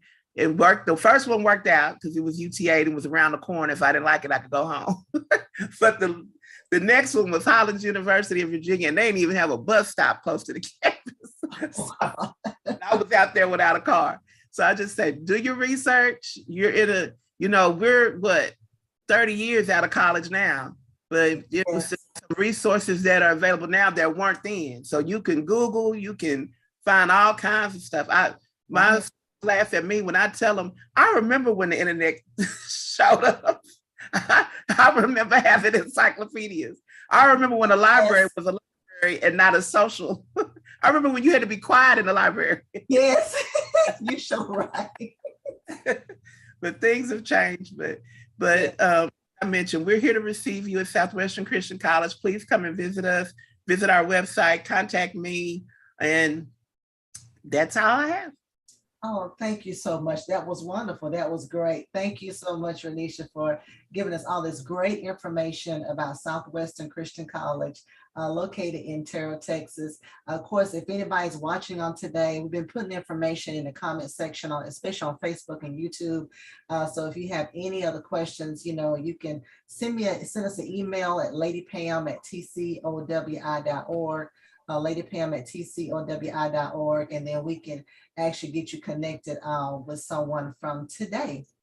And so now we have someone from the Navy representative, and wanted to get somebody from the service, not just from a college or university, because I remember when I was in college and I almost went into the Navy. There was, you had all these tables set up, these booths, and he was like, you can be a therapist in the Navy. I was like, oh, that sounds great. I never did do it, but Maurice is actually, he's been a part of the Navy for a long time. Actually, he is younger than myself. I am almost 50. I said almost 50. He's younger than me. He's about to retire from the Navy. So the Navy has been good to him. It's been good. But I wanted him to give us a different point of view. For those of you who are interested in going into the military, just kind of the perks, the benefits, what they have to offer, what to expect. And so, because everybody may not want to go the college route, or some people want to, go to college, they want to get the degree, but they say, hey, maybe I can get into the service and have them pay for it. So I want Maurice to talk about all that, because I don't know those things have changed since I was looking. So, hey, Maurice, how are you? I'm doing all right. How you doing this morning, Lady Pamela? Or afternoon now, excuse me. Oh yeah, afternoon. Well, it's still morning here. We're Alabama time, but yeah, Georgia. I forgot. Georgia, right? Yeah. Yes, ma'am. I'm in Georgia. Yeah. So yeah, thank you for joining us today, and tell us about the Navy. Yes, ma'am. Absolutely. So my name is Paul Maurice Hicks. Thank you, Sister Pam and Pastor Mason, Lady Pam, for having me speak about the Navy. I'm a CTM 1 inside in the United States Navy. I've been in the Navy for 21 years and 9 months, but who's counting? I'm not an official Navy recruiter. However, what's the difference between me and Navy recruiter is I'm not going to give you any BS as far as the perks and benefits of the United States Navy. One thing that I will highly suggest is if you haven't taken your ASVAB, or if you've taken your ASVAB or plan to in the future, do your very best on that exam. It is highly important. The reason being that ASVAB is going to allow you to choose the best job that fits you, whether it's your passion or a career that you highly want to be a part of, like i.e. the cyber field, the intelligence field, which I've been a part of for 21 years. The ASVAB score is going to be vitally important. The minimum score to join the United States Navy is a 31 on the ASVAB. That will get you in the door, have you do a few jobs. One thing about that is typically the higher you score, the more jobs that are available to you. When you go see a Navy recruiter, you may decide, hey, I want to be, let's say, an IT, an information technology person inside the United States Navy. If you go in and that's the job you want to be, sign up for that job. Or if you want to be a CTM, which is me, with Cryptologic Technician Maintenance, where I'm the jack of all trades, the best rated in the Navy, they couldn't get rid of us. Having that job is important. They will try to sell you on doing the PAC program, which is a professional apprenticeship career track. That will allow you to go to boot camp a lot faster. Yes, being a part of PAC, but you're going to, once you finish boot camp, which is 10 weeks, you're going to go to the fleet undesignated. They're going to sell you on trying to choose different rates and different jobs. Go in and get your job out the door. That way, you may be enrolled into the DEP program, delayed entry. That would be beneficial to you if you have not been working now on a constant basis, like running, doing push-ups, ab workouts, sit-ups, stuff like that. Because now, to join, one of the requirements is you have to be able to run a 1.5 miles in a lot of time for whatever your age is, as well as do a minimum amount of push-ups. If you are part of the DEP program, they'll allow you to get your physical fitness up to standards before you go to boot camp.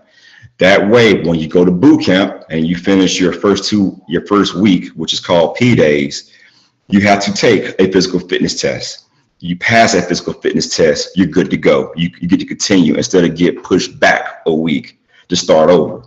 You want to make sure you are mentally and physically ready to go to do that. The benefits of being in the Navy and the military in general is exceptional.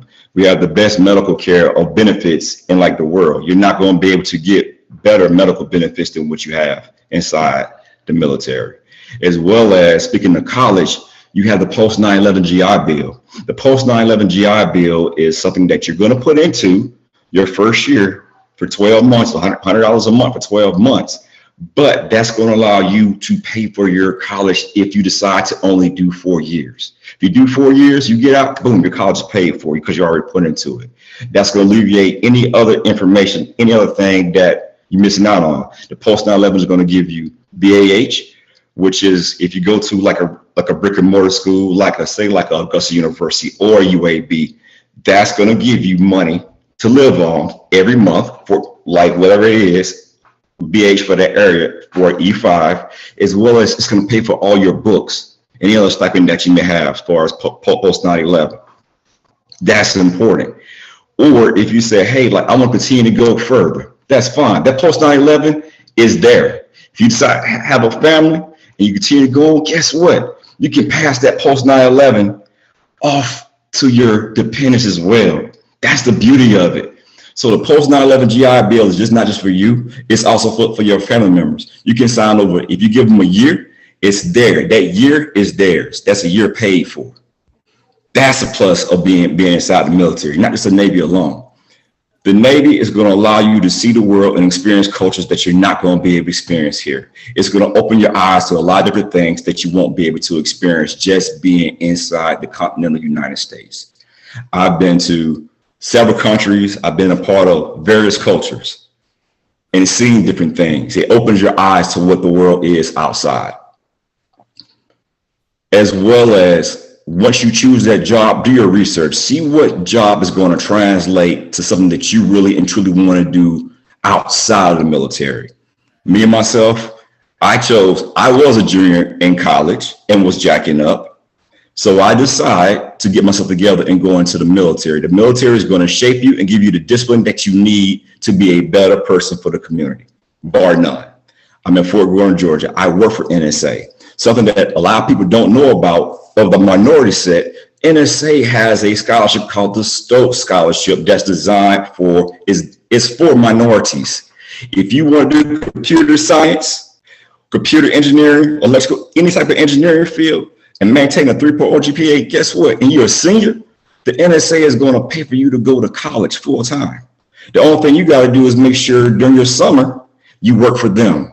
That's going to give you a TS clearance, as well as going to give you benefits, a housing stipend, and everything. That's on intelligencecareers.gov/NSA. Go find out about the Stoke Scholarship. That's free money in school that's available to you. Bar none. It's out there. All the information is out there. I'm always available to speak about Navy. I'm definitely pro Navy, pro military. But make sure that you get all the information that you need before you go in.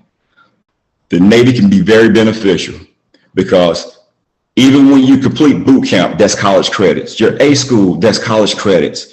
By you going to boot camp, you already starting to generate your basic core for college. If you say, well, hey, I don't want to be enlisted for long, that's great. Tuition assistance. Tuition assistance is where you're able to go take college courses 100% paid for on the military dime. While you're in the military, depending on what command you are, they may say, hey, you got to dedicate, you can't, as long as you knock out your basic requirements, the basic quals, you can start going to school. You sign up for TA. That's tuition assistance. That's 100% paid for your classes. If you take two classes that's paid for by the Navy. You don't come out your pocket. The only time you got to pay for a class is if you fail that class. Then you got to pay it back. Now you're building that stuff up. As well as you have stuff like Dante's and CLEP courses where you can knock out your basic core courses by testing. Now you completed your first 2 years by doing Dante's and CLEP. You be like, hey, I want to be an officer. Great, Stay 21 program. That's where you got the basic 60 credit hours for college.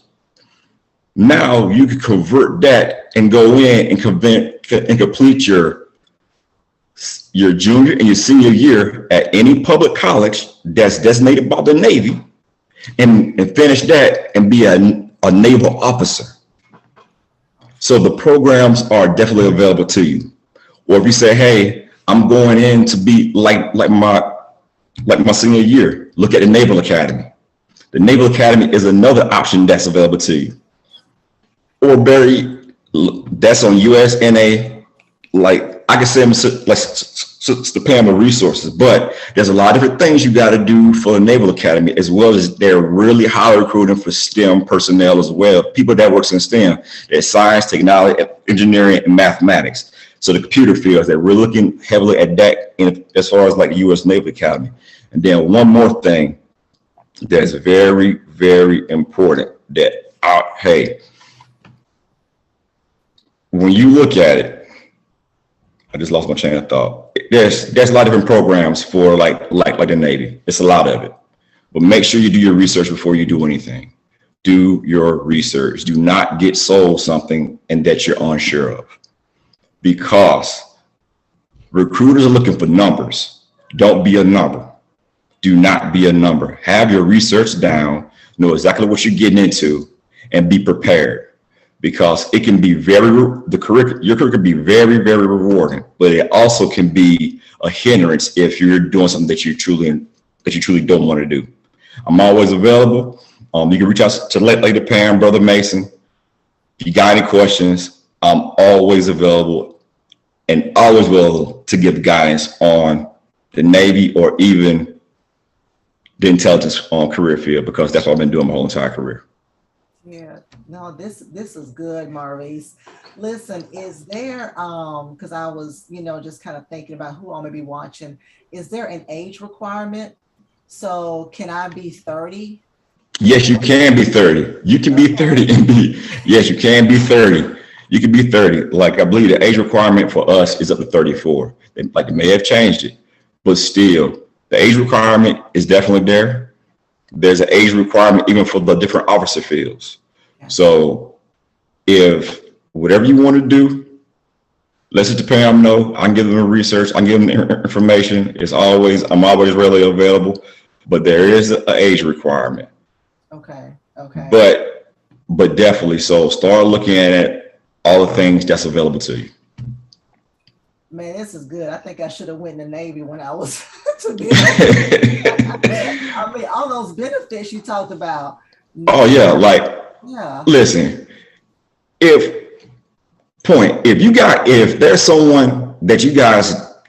in ROTC, junior ROTC in high school, if they're in it, make sure they get a document from the high school that said they attended ROTC. The reason being is you have that letter, you go into boot camp as a seaman, a E3, vice, a E1 or E2. So if you are a part of junior ROTC, I don't care if it's Air Force, Army, or Navy, if you're a part of an ROTC program, that's counts, that's credit. Guess what? Now you coming into boot camp as an E3, vice, trying to work extremely hard to get that nod by your RDC in boot camp to be like an E2. You're already E3, so therefore you're already, as soon as you're already there, your next step to be a third class petty officer. So when you finish your A school and go to wherever you're going, guess what? You test for the next pay grade, you pick up third class. Wow. So yeah, so make sure you have all your T's crossed and your I's dotted. It is just like that. Wow. Well, let me ask you, I think it's my last question. So you mentioned how you can, be in part of the Navy and also get, be able to pay $100 a month or whatever. But anyway, you can start going to school. Do I have to be in the service for a certain length of time before? Because some of us gonna try. 4 years. 4 years. 4 years. All right, 4 years. All right. The minimum requirement for us is 4 years. Okay. Yeah. 4 years. But see, here's the tricky part though. If they choose one of those fields that's classified as an advanced electronics field, that's a 6-year term. Ah. And the reason why it's 6 years is it's automatic advancement to the next pay grade. So if you're E3 and you're in advanced electronics, then you're automatic push to E4. Oh, gotcha. So it all depends. Okay, man, Maurice, this was good. You did a great job. I know you're not a recruiter, but and I think I'm just kind of sharing. So Paul Maurice Hicks, it's fine. This is Godson, and so we've been knowing him for years. And I was reaching out to him about a recruiter, and I said, "Shoot, you can do it," And so no, this was great. You gave our viewers a lot of things to think about, especially when it comes to taking the ASVAB test. Doing your best on it. I mean, I didn't think about that because then it kind of that's good. And that way, I guess when you come in, you don't have to come in, I guess, at the bottom of the totem pole. Exactly. Right. Yeah. No, this is great. Thank you, Maurice, for this information.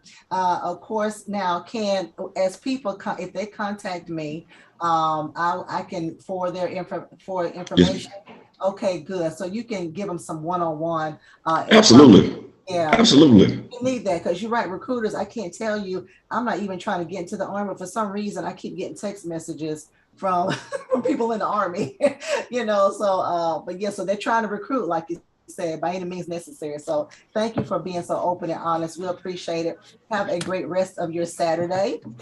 Yes, ma'am. You too. All right. Thank you. Thank All you. right. And so we have two more people. Thank you, Facebook, and those of you on YouTube and Twitter and Instagram. Y'all are doing great, just kind of hanging in here with us. We have two more people locally excited. We have, I think, and I want to make sure I'm saying the name right, Jose from Lawson State. I hope I'm saying that right. Hey. Yes, ma'am. Hey, good morning. Good morning. How are you? I'm doing well. Yeah, thank you for being a part. I always hear about Lawson State. I don't know, and I'm not from Birmingham, from Georgia, so we moved here. But give us some information about Lawson State, things y'all have to offer for our viewers, now listeners. Yes, ma'am. Well, it's good to, I guess, be here on a Saturday morning. I'm actually on campus right now. We have preview day going on today. So I want to make sure I was able to represent Lawson State as well. I am Jose Alvarado. I'm one of the enrollment specialists.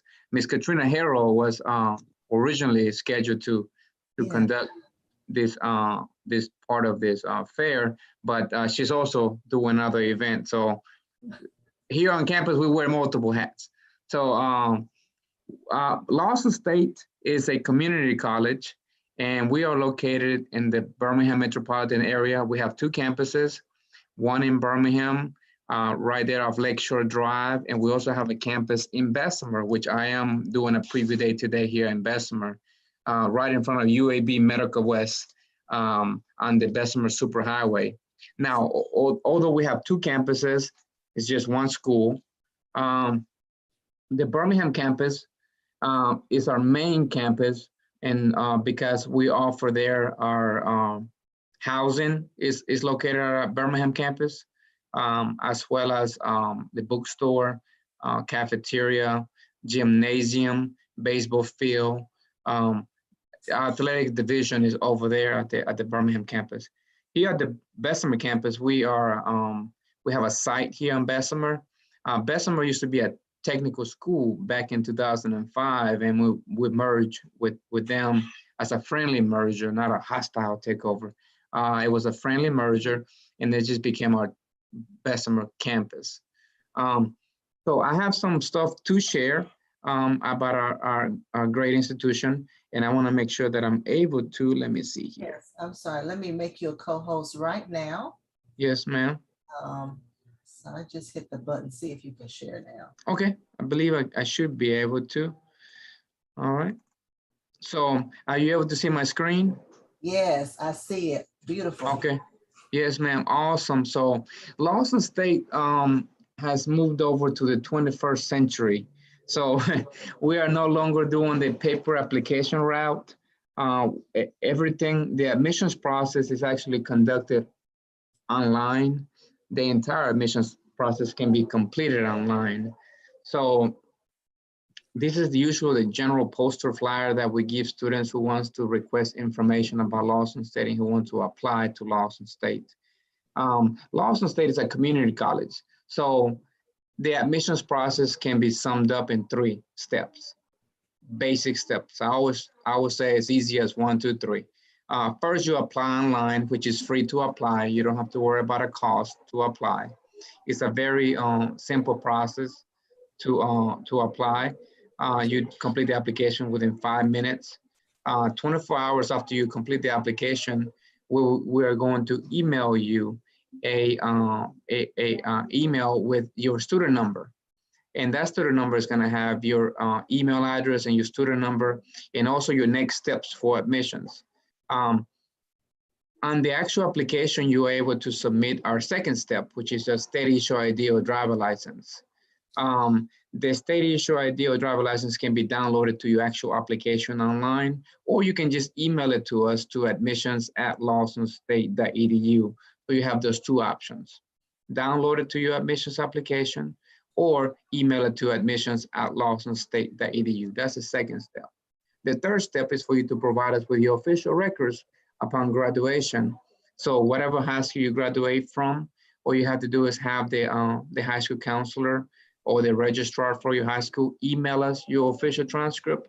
It must have your date of graduation on it in order for us to accept it as an official document, because that'll show us that you have already completed your graduation requirements.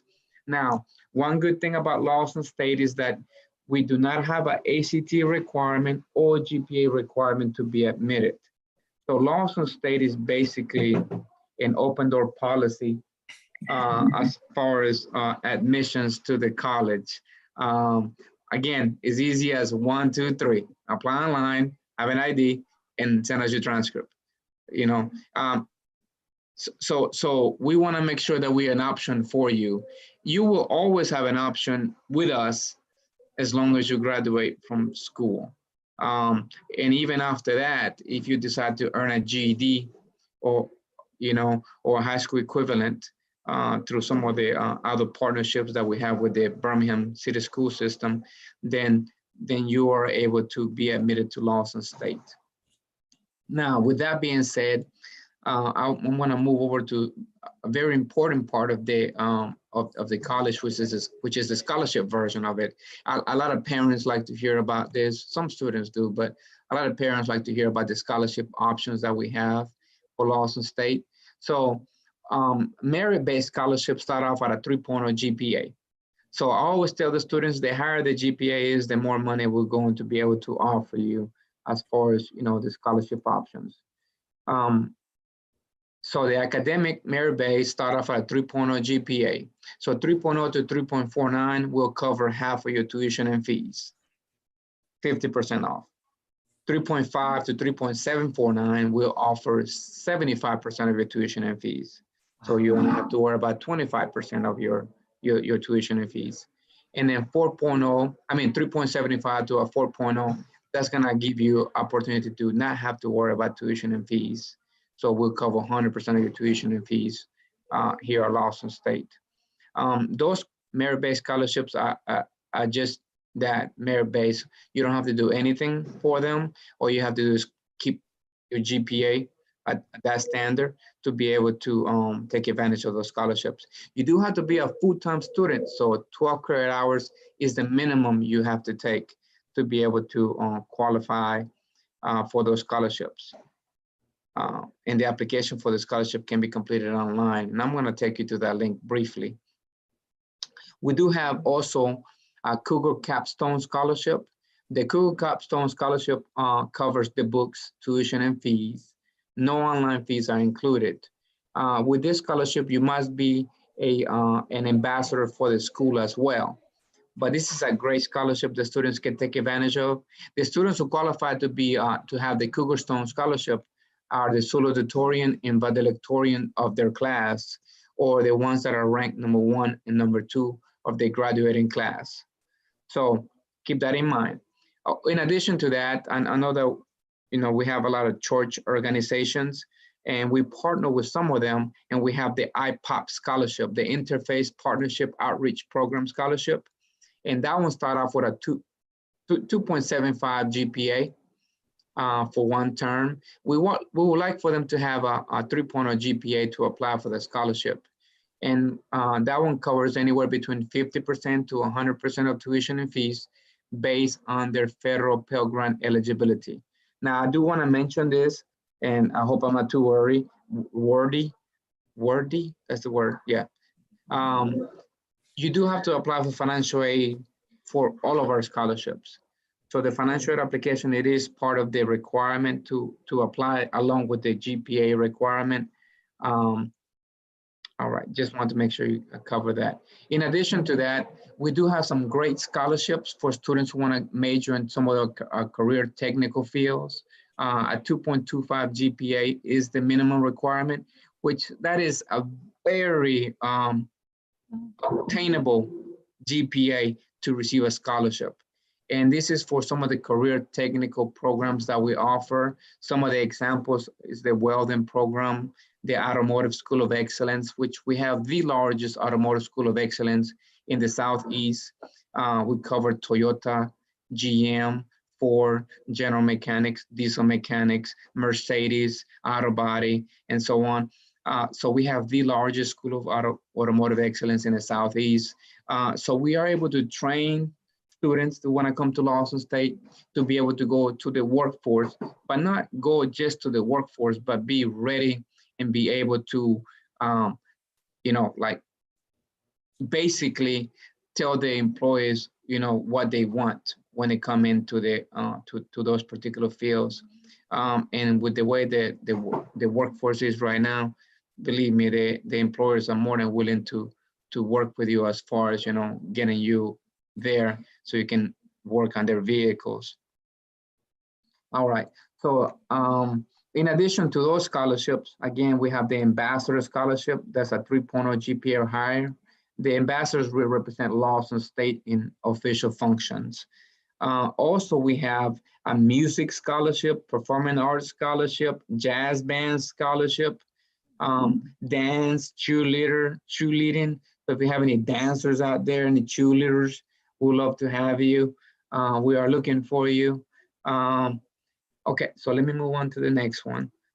So this is usually what the email will include is the admissions checklist.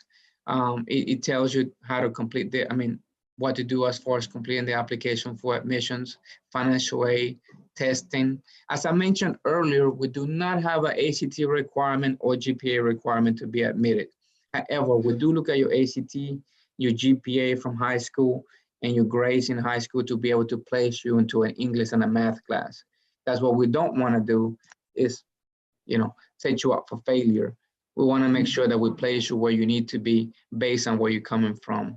So we're going to meet you, you know, where you are, basically. All right.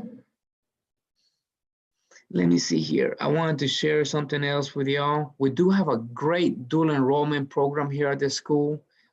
So dual enrollment is a great option for students to get a head start on their college career. I know that some schools maybe already spoke about that, but dual enrollment is a program that is very beneficial for students who are in high school. One thing I would like to point out for those of you who are listening and thinking about doing a dual enrollment program, dual enrollment is serious. Yeah, you are a college student, along with being a high school student. From my experience with some of the students, they might forget that they have a college class. They might not care that they have a college class sometimes. I know I forgot that I had a college class when I was in college, you know, and I was already a student in college. So I was like, thank God the teacher let me make up the work. But it can happen, you know, to anybody. But you got to take it serious because your academic record is going to be there for you wherever you go, because you are actual college student. You are telling us that you're ready to move on to college while you're in high school. So please, for my dual enrollment students, it is great. And there's grant money available. You know, there's system money available through the Birmingham school system and other school systems that will offer money for you to take advantage of those dual enrollment classes. We have grant money. I think last year we had $350,000 in grant money to help students go into some of the dual enrollment classes and the career technical fields. So there's money available to help you with the classes, but we do want you to take it seriously, you know, because we want to set you up for success, not failure. So that's my pet peeve, you know, take it serious. Hey, Jose, let me ask you about the dual enrollment because you brought up a point. So what if I'm in high school and I don't do well on that college class? Would that count as a strike against me when I actually start attending? So with college, you have the options of, you know, withdrawing from school. Mm-hmm. So we do have a dropping out a week. So if school starts on August the 18th, you have an entire week after school starts to test the classes out, see if you're ready for them, see what kind of pace the professors are going to set for you. You make a decision before the drop date to drop the class, and you clear, you know, because you are able to drop the class. And then after the dropping out period, you have the withdrawal period for that class. And there will be a W on your transcript. So you will have a chance to withdraw from the class. Now with dual enrollment, it's probably, they probably put you on suspension for the next semester if you withdraw from the class, because we'll know that you're not ready, you need more time. So, but they do have a withdrawal period for those classes in dual enrollment. Okay. I don't know what the penalties are as far as, monetary penalties that they might be. They might need their book back if you have a book, because they do provide the books. But Mr. Hollins, and I put his information down right here. Mr. Joseph Hollins is actually our enrollment specialist, who is the liaison for the dual enrollment program. So his name is Joe Hollins. His email is jhollins@lawsonstate.edu. His phone number is 205-929-3412. And you all can kind of reach out to him and reach out to me too as well if you need me, because we all work together to try to help students. But Mr. Hollins is the liaison for that particular program. I would like to introduce you all to can you guys see my presentation still? Yes. Okay. I'd like to introduce you. This is us right here. This is Miss Katrina Harrell. She's the one that was supposed to be presenting, but she's not. But this is her information. Again, Mr. Hollins, and this is me right here. My email is jalvarado@lawsonstate.edu. Oh, hey, Jose, I'm sorry. I still see Joe Hollins. I don't see your information or Katrina. I wasn't sure if you were on another. Oh, no, I didn't know that. Let me. Yeah, we're looking at your dual enrollment page still. Yeah. Okay, let me see if I can share again. Yes, that's it. That's it. You want to see? Okay. All right. Okay. Awesome. All right. So as I mentioned, I'm gonna kind of briefly go through this slideshow. 2 campuses, 1 school, Birmingham Campus. This is a little bit of an aerial view of it.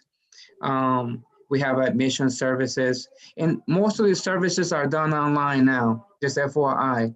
So your student records are completely online on your My Lawson account. Your admission, you can access your admissions records. You can request your online books. We do have the Space Center that I would like to mention. As I mentioned, and you can see a theme with us. We want you to succeed. So we have a Space Center that's offering tutoring labs for you, that have tutors on site to help you, because again, we want you to succeed. I don't know if you get the theme on that. Yeah. Okay. So this is some of the reasons why we choose Lawson State: quality education, affordable cost. A lot of the presenters that presented today, some of them were 4-year colleges. One thing you will see, the difference between a 2-year college and a 4-year college is the cost of tuition and fees, and simply because it is a community college. So our cost is a bit less than what a 4-year college would be. And we offer the same classes. You have your English classes, your math classes, your ecology classes. You have a lot of the same classes you will be taking. You might have the same. You will be taking the same classes you will be taking at the 100 level. At the 4-year college, you would take them at the community college. 100 and 200 level classes. Once you get to the 4-year college, if you decide to transfer, you pick up the 300 level classes and 400 level classes. When you go to your master's, you pick up your 600 level classes and so on. So that's something to consider as well, as far as cost is concerned. The programs that we have here are college transfer programs, business technology, and health professions in the career technical fields. All right, let's see here. And I'll briefly go through this. We do have a STARS program. I don't know if you're familiar with the STARS program. Yes, Ms. Pam? No, I'm not. Okay. So the STARS program is basically an articulation agreement. It's called a statewide transfer and articulation agreement. Let me close this door right quick. Hold on. Okay, that's fine. We realize, it never stops for colleges and universities. It's constantly going, so. I'm sorry about that. We have a preview day going on and the door was open. I do apologize. That's fine. Okay, so basically the STARS agreement is making sure that every class you take at Lawson State will transfer to the 4-year college of your choice. You can do as many as 10 if you want to, 10 articulation agreements, depending on what colleges you want to go to. I think the first option is 2, and you can do 2 more and 2 more and so on and so on. But it's basically to make sure that every class you take at Lawson State mirrors whatever classes they need at the 4-year college. Let's just say you're going to go to UAB. You put Lawson State major, UAB is major. They should be able to match up just like they would if you are UAB. And it's an agreement that you have in with that 4-year college that's going to allow you to have a smooth transition to the 4-year college of your choice. So that's always, I always encourage students to do that, you know, and again, you have about 10 options for that, 10 schools, that you want to make sure that every class you take is going to transfer over to the 4-year college of your choice. All right, let me see here. Health professions. Now we are, if you did not know, we are one of the top, and we've been ranked 1, 2, and 3 top nursing programs in the state of Alabama.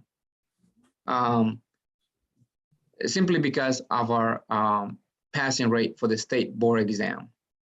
Lawson State has a great nursing program in addition to the other programs, the practical nursing, dental assistant, EMT, and DMS. We haven't upgraded this, but we have a diagnostic medical sonography program as well.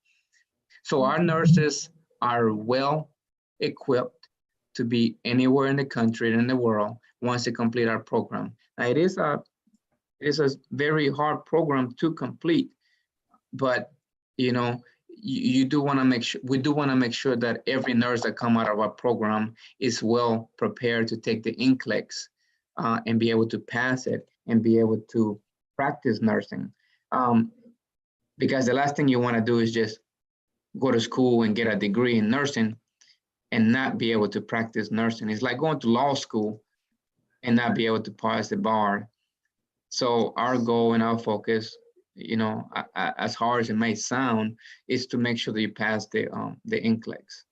And, you know, because that's your goal, is to be able to practice nursing, right? So I want to make sure I share that with you all. We have an automotive, again, I mentioned the Automotive School of Excellence earlier.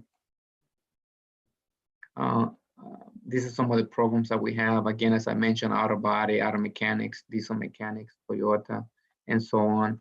Let me see. Some of the career services field, we have a barbering, cosmetology, and some of the manufacturing. We have a lot of manufacturing programs as well. As I mentioned earlier, we do have housing. It is co-ed for males and females.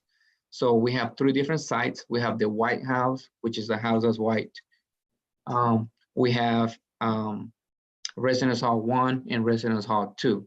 So we have 3 sites for you. The White House is strictly males. Residence Hall 1 and Residence Hall 2 is co-ed for males and females. And the cost of that is $2,300 for the fall and the spring, and $1,190 for the summer. But that includes your housing and your room and board. I mean, that includes your room and board, includes your 3 meals a day and 1 meal on the weekend. You have a brunch on the weekend, yes. So, but you have a microwave. You're allowed to bring a microwave just in case you want to heat up something from mama's house. The athletic department, we have men's and women's basketball, volleyball, and baseball. And the cheer and dance squad as part of our athletic division as well. If you want to become Miss Lawson State, you can be Miss Lawson State here with us as well. So we have a pageant.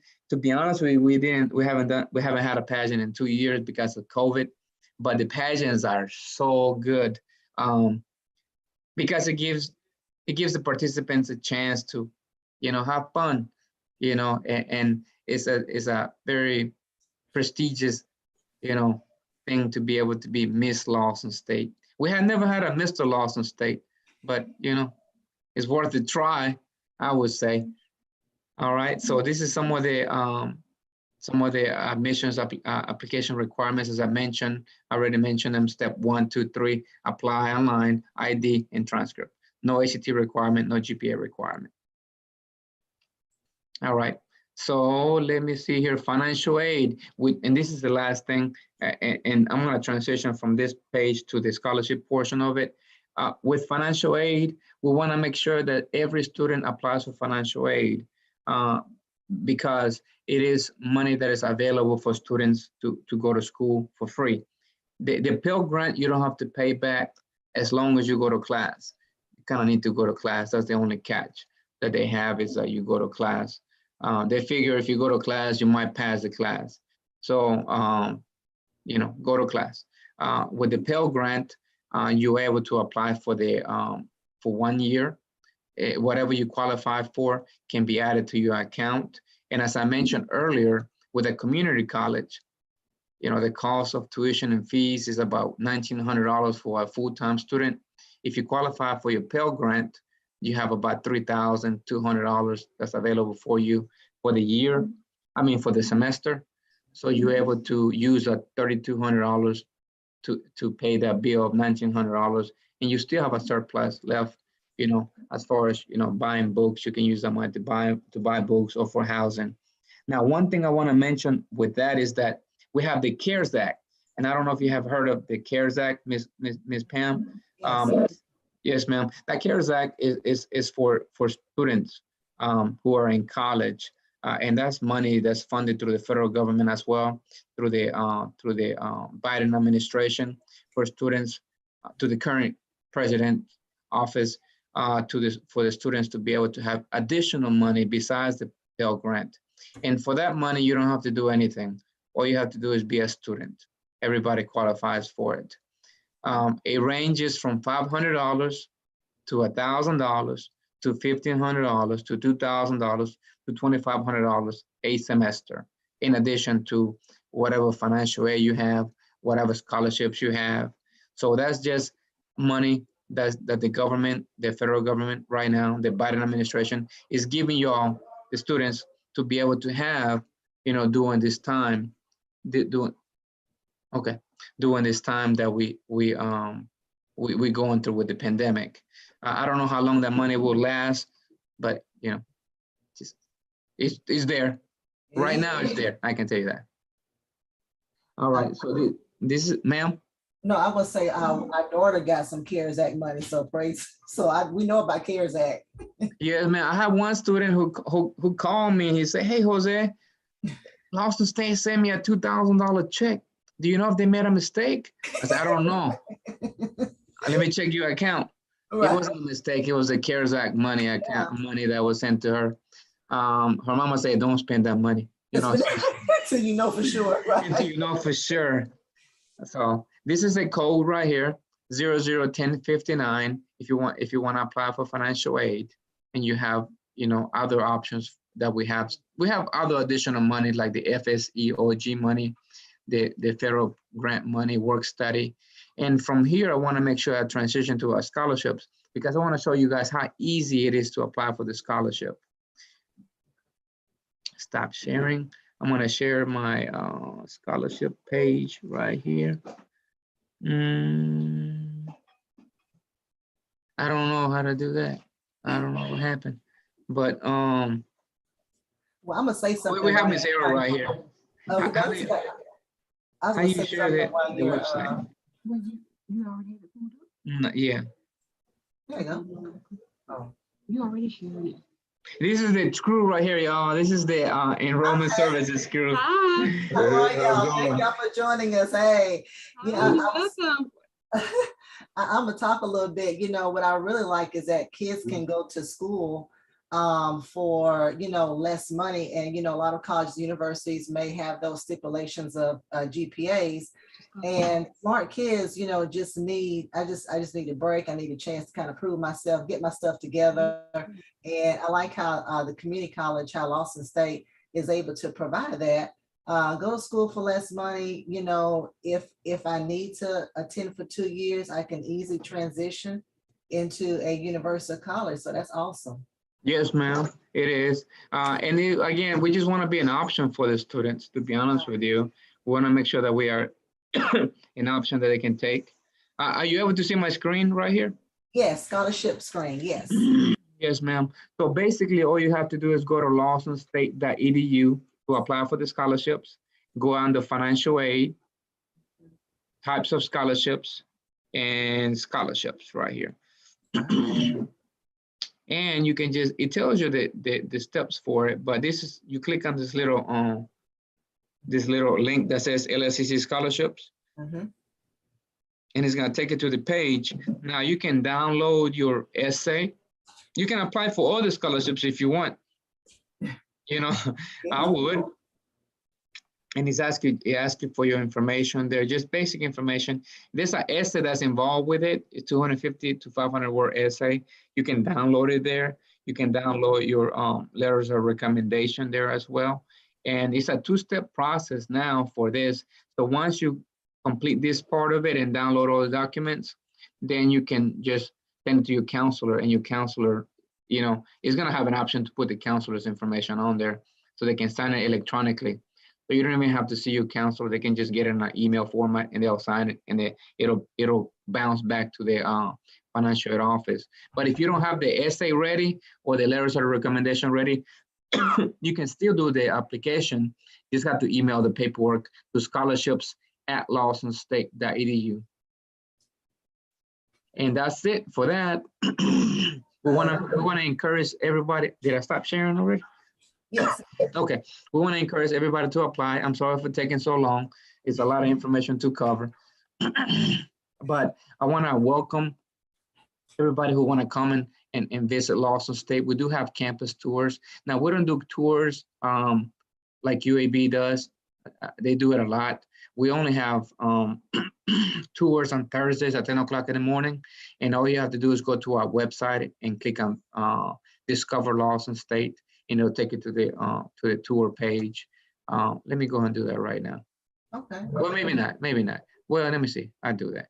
All you gotta do is go to the Lawson State homepage, lawsonstate.edu. Can you see my page? Yes. Okay. And you go to Discover LLCC. And then that's our president, Dr. Cynthia Anthony. She's our first female president of Lawson State since 1950. So, she was here today for a brief minute. You know, I make sure I told her, hey, because I wanted to make sure she knows I was at work today, so I can give me a day off. So all you gotta do is come right here and request a tour. Again, as I mentioned earlier, we have two campuses. So all you do is request a tour for the Birmingham or the Bessemer campus. The tours are Thursdays at 10 o'clock in the morning, and they have to be scheduled and confirmed. And the reason why we only have one day is because it's a limited staff that we have, and we have multiple events that go on throughout the week. But we do want to make sure that we still have a certain date and time assigned for those tours, so students are able to take advantage of seeing the campus if they would like to. And I will leave you all with that. Yes, awesome. This is great. I think one advantage that Lawson State offers that I hadn't seen with the other colleges or universities, or maybe they do, but it was so much information, is you also offer the service degree. So those who want to go into barbering, cosmetology, I think catering and food prep was one of them you had. That's awesome. I think that's awesome. It is a lot of money. It is a lot of money for that too. For those particular majors that you mentioned with a 2.25 GPA, y'all can receive a scholarship for that. In addition to the CARES Act money, in addition to the scholarship, to the financial aid grant that you have. So, you know, we need y'all. If you're thinking about doing a program like that, and we have the best facilities, all you gotta do is come check us out, and you'll fall in love with them. I go there on Wednesdays because they cook in the culinary arts department. I know exactly how it looks because I eat there too. You go by there. And I want to tell this to y'all too. Bye, guys. Oh, bye. Thank you. Thank you, Ms. Sam. I love it. I love it. Thank you so much, Jose. When we do this again, we're going to invite you back. Yes, ma'am. Thank you. Thank you so much. Thank you. My pleasure. Well, everyone, we have one more person that's going to represent here on our BBC Virtual College tour on today.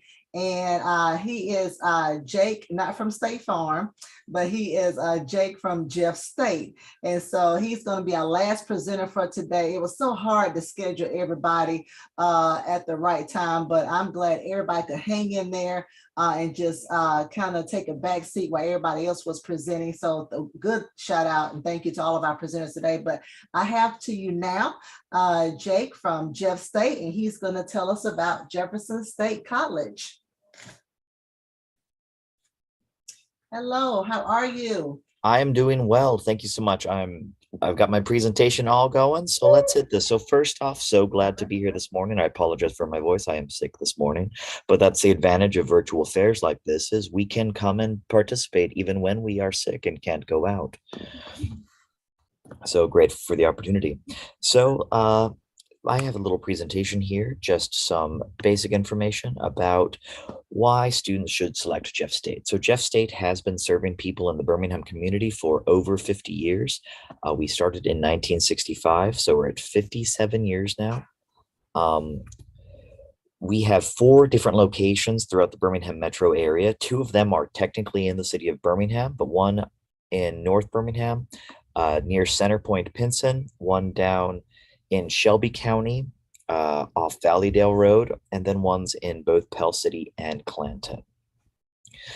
One of the primary reasons that students select Jefferson State is that we are incredibly affordable. The average or the cost for 12 credit hours a full-time student is under $2,000 for tuition and fees. This means you can actually earn a full associate's degree, get your whole 2 years of college, become a junior in college for less than $10,000.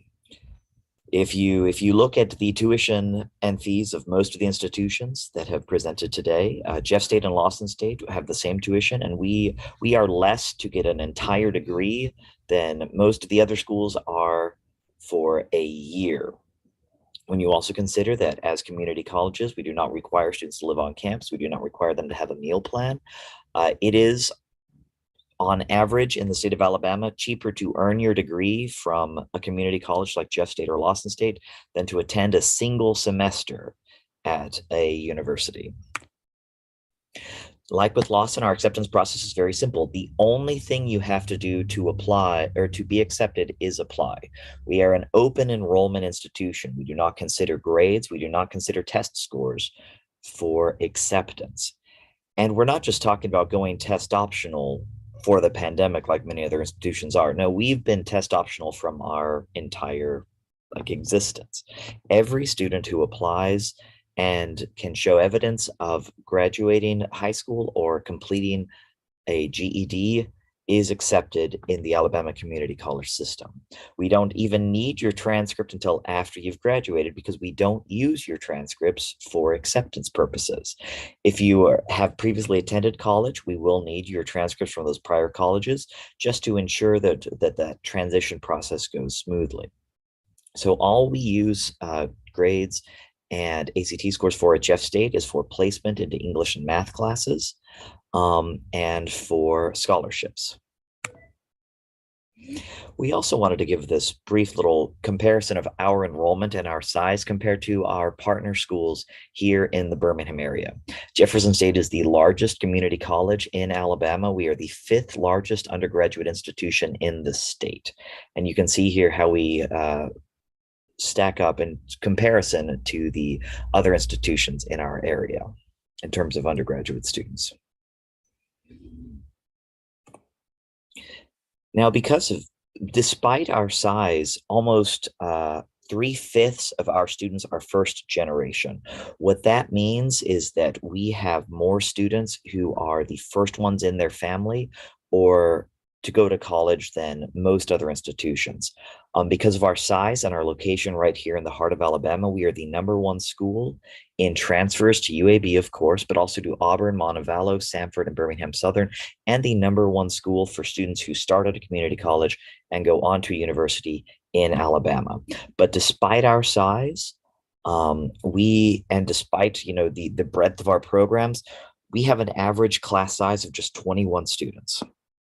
In fact, the largest classes we have at Jeff State are 50 students. Our largest single classroom at the college holds a maximum of 63 students, and we even cap that class at 50. So all of our maths, all our introductory English classes are capped at 20 to 25 students. Our science classes are all capped at 32 students. We give our students a very personal experience. I know this is very important for me. The school I attended was a very large flagship institution. You know, I went to a biology class freshman year that had 900 students in it. We don't do that.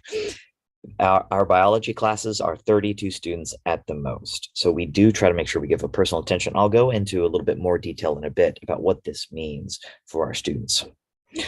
Our students are primarily going on to a university afterwards. We have about a quarter of our students are either transient or dual enrollment. Jose talked a lot about dual enrollment, so I won't go into details about what that is, but transient students are those who are currently at another college and are taking a semester with us. So about a quarter of our students are at other institutions, but also taking classes with Jeff State.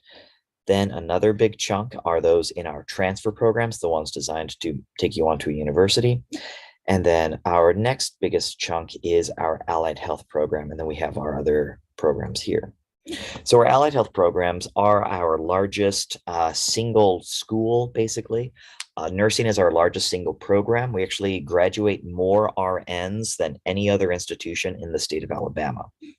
But in addition to our nursing program, we have our radiologic technician, that's an X-ray technician program, our medical lab and histology program, our physical therapy assistant program, our emergency medical technician program, which is the paramedic program, and a respiratory therapy program. We also have a biomedical equipment technician program as well, where it's not a patient care focused program, but it's a equipment focused program. So we train the people who work in all the hospitals in the Birmingham area to fix the X-ray machines and the ventilators and all that other equipment. Now, this is a really interesting thing. So this is a comparison of the percentage of students who are first generation at Jeff State compared to the other colleges in Alabama that students may have heard of. So we really understand what it's like to be a new student, to come from a family where others haven't gone to college. Our current president, Dr. Keith Brown, was a first generation college student. My administrator, our vice president, Dr. Mike Hobbs, was not just a first generation college student, he was a first generation high school graduate.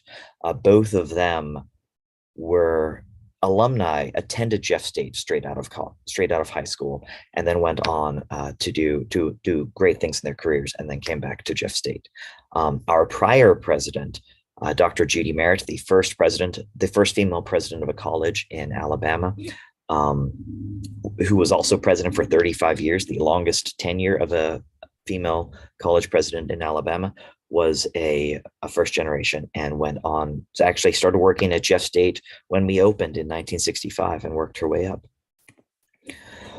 Like with our fellows in the community college system, we do have guaranteed transfer classes. We have almost 120 different academic majors students can choose from, because we send students to pretty much every four-year school in Alabama. We have almost every major that is offered at every school in Alabama. And through the statewide transfer and articulation system, students are guaranteed that the classes they take at Jeff State are the classes those four-year schools are asking for, so that their credits will be able to transfer on a one-to-one basis. And if they graduate from Jeff State, they will be starting as a junior at their university, and they won't need to go back and take more classes, as long as they follow the guide. We understand that, and we recognize that a lot of times students don't come and talk to the advising staff. They don't pay attention to the classes they're supposed to be taking. They take what they want to take. I appreciate that. I did that when I was in school. It took me a long time to graduate because I was taking the classes I wanted to take, not the classes I needed to graduate and for my path forward. But as long as students do stick to their degree plan, everything they take in an academic major is guaranteed to transfer to every public institution in the state. Now, earlier I talked about how we keep nice small class sizes. This right here is a comparison of the grades that students who start at Jeff State earn in their junior and senior years at the four-year institutions compared to the students who start at the four-year institutions. Sometimes community colleges get a bad rep. You know, people know that we are open enrollment. They know that we don't care so much about the ACT scores and the GPA, so they think that community college students are lower quality. But here you can see at the University of Alabama, UAB and UAH, students who start at Jeff State get better grades when they transfer to the university junior and senior year than the students who started at the universities do. That's a pretty impressive thing. And a big part of that is that we keep those small classes. We prepare our students. We make sure that the students who need that personal attention are getting it. You know, the greatest number of students that one instructor will have is still lower than the number of students that I had in that one single class all those years ago. In addition, though, to those 120-ish academic majors and programs, we also have quite a few career programs. So we have, you know, you can get an accounting degree and become a payroll accountant with just a 2-year degree. These banking and finance, all of our allied health. Within many of these programs, there are sub-programs, right? So here we have career programs listed for our CIS, computer information, but within computer information systems, there are another 4 degrees, including cybersecurity that was mentioned before. And many of the big tech companies love hiring people who have done these technical skills-based programs, because you don't need to know all the background and history of computer science in order to be a programmer for Google or Facebook or whatever else. So we have students graduating from several of these career programs, you know, going out and earning $50,000, $60,000 at 21 years old. There are a lot of great opportunities for students. One that I always like to highlight here is our small business management and our entrepreneurship majors. You know, I minored in business when I was in school. A 4-year business degree prepares you to sit in a cubicle and work for a corporation. A 4-year business degree doesn't prepare most people to go and run their own business or to go and start a business. These here are practical skills-based programs designed to teach you how to run a business or start a business. So that's a much, you know, that's more what we see a lot of students who want to go into business want to do. They don't want to work for a corporation. They want to work for themselves. And that's what this training is for. We also have the only funeral service program. I know the very first gentleman who presented from Oklahoma said if he could go back and do it again, he would do funeral service education because the dead don't talk back. We have the only program for that in Alabama. We also have our manufacturing and our welding technology programs, and through those programs, there are apprenticeships available where you go to school at Jeff State, you work for these companies as well as a few others, and these companies will pay your tuition. They will give you a part-time job while you're in school. They will buy your textbooks, and they will guarantee you a job after you graduate. So you go to school for free, you get paid while you're in school, and then you're also guaranteed a job afterwards. We have one young man that I love to hold up, who did this program. He started out as a dual enrollment student. So he started working in the Honda plant while he was still in high school. He graduated early from college. So he graduated at 19 years old because he'd already been doing dual enrollment. He started working at the Honda plant before he was 20, so he graduated high school and had a full-time job at Honda before he turned 20 years old, making more money than I made until I was 35 years old, with 7 years of college, 3 degrees, and 10 years of work experience, right? Like, these career and technical programs are a great opportunity for students who want to make money. You know, I'm in education. I love education. I love what I do, but education is not a field you go into if you want to make money. The liberal arts are not a field you go into if you want to make money. On average, students graduate from our career programs make the same pay that students on average make in the state of Alabama with a bachelor's degree. So there's lots of opportunities there. And I talk to tons of students who say they don't know what they want to do with their life. And if you don't know, do one of these career programs. Go to Lawson, do their mechanic program, come to us, do our welding or our manufacturing programs. You might not want to do that for the rest of your life, but do it for a few years. Get those skills, earn that money. And then when you're a little bit older and more mature and you have more of a picture of yourself and what you want to do, go to school and don't worry about loans. If you're earning $50,000, $60,000 at 20 years old, you're not going to need loans that you're going to be paying off for the rest of your life. Additionally, for our health programs, like nursing, physical therapy, radiology, respiratory, even veterinary nursing, the pay differences between having a bachelor's degree in these kind of programs and an associate's degree in these kind of programs are virtually nil. But getting your nursing degree from a school like Jeff State or Lawson State is $15,000, $16,000. Getting your nursing school from a university is $100,000 or more $1,000. Plus, you get an RN degree, whether you have a bachelor's degree or an associate's degree. So you can start working in the field 2 years sooner than your peers who are going on to university. You'll be making the same pay, and you will have spent $75,000, $85,000, $125,000 less to earn the degree. It's pretty wild when you stop and you look at the numbers. And these numbers are all out there. They're on the Federal Department of Education things. They're in the Bureau of Labor Statistics. But students often don't think about what you can do with an associate's degree. And that goes into my next point. Most jobs don't need a bachelor's degree, depending on what you're wanting to go into. We sometimes people, talk about they want to be the next super multi-billionaires, whatever. Like Bill Gates didn't graduate, didn't earn a bachelor's degree. Steve Jobs didn't earn a bachelor's degree. There's a lot of these huge, incredibly wealthy people that didn't ever graduate college. And they of course hustled. They had a lot of great opportunities, but there are things out there, and learning skills can get you a long way in life. We do have 2 more preview days going on. We've had actually our preview days for the last few weeks. We have a preview day at our Shelby Hoover campus on March 25th. That's next Friday. And then we have a virtual preview day 2 weeks later, April 8th. And that is most of my presentation. So we are just so glad that we could be here today to talk to you all.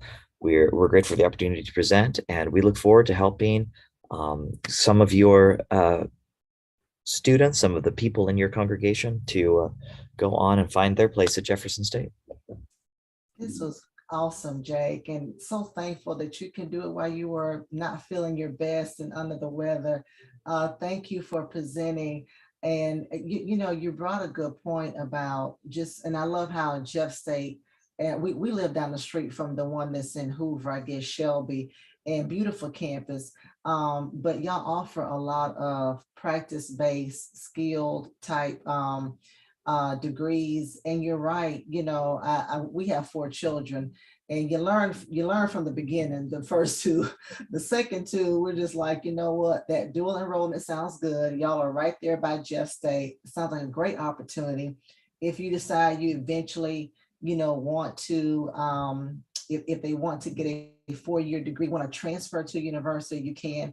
I think a couple of them know what they want to do. One wants to be into acting or whatever, and then somebody else wants, I don't know, athletics, coding. Well, if you want to talk about acting, one of the reasons I don't feel well is last night was the opening night of our Jeff State play for the spring. We're doing performances of Radium Girls last night, tonight, and tomorrow, and I kind of overexerted myself on the stage last night. I'm the director of student activities, so I try to participate in our student groups as much as I can. So we have most of the cast is Jeff State students, but we have a few older folks who are involved playing older people in the roles. So we do have a theater program. We stage several plays over the year. We've done musicals. We primarily do the more traditional straight plays, but yeah, we try to make sure that even though we are, a community college, a commuter campus, that students are still given those opportunities to get involved. You know, we have 25 different clubs and organizations. We have about 200 scholarships that we give to students for their involvement on campus, in addition to offering over, I've got to do the math again really quick, offering about 175 full tuition scholarships for incoming freshmen on the academic level. So we give, I don't know the exact numbers, but we give over 400 full tuition scholarships to students each year. And most of those do go to freshmen, but we have a lot of them just for being involved on campus, participating in things like our choir. We have 32 full tuition scholarships for being in our advanced Jeff State Singers Choir. We have scholarships for being in Quiz Bowl, scholarships for being an officer in a club or in an honor society, scholarships for the ambassadors, for student government, for all of that. So we do really try to focus and make sure our students are supported as much as we can. Yeah, no, that's awesome. I didn't know that. And I like how y'all fare. I mean, y'all are, competitive right there with, I think you said UAB, and the one that's in Huntsville, I guess University of Alabama, Huntsville. But y'all are right up there. I mean, so it's almost like a no-brainer. I mean, and they, like you say, it's less money.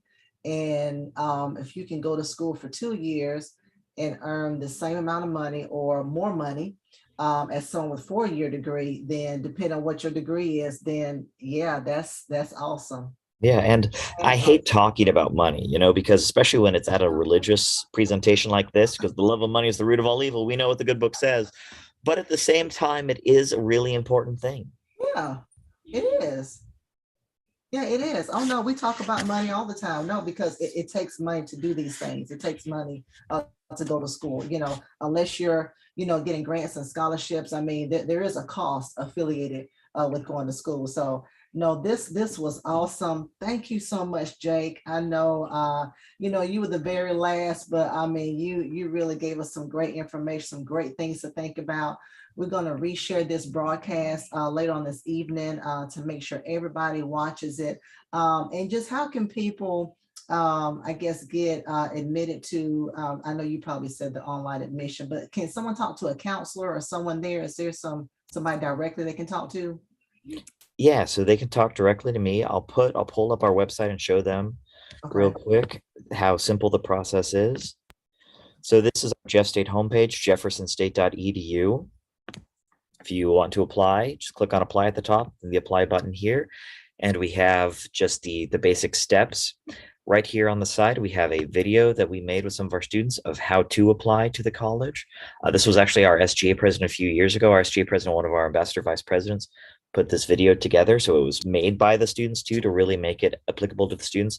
And it walks them through step by step, every Hi, I'm Kate. every single question you might have. And even with that, with walking through every step, reading everything all aloud, it's still less than 6 minutes for the video. And you're watching them do the application in real time. So it really takes less than 5 minutes for somebody to apply to the school. It takes you through that whole process.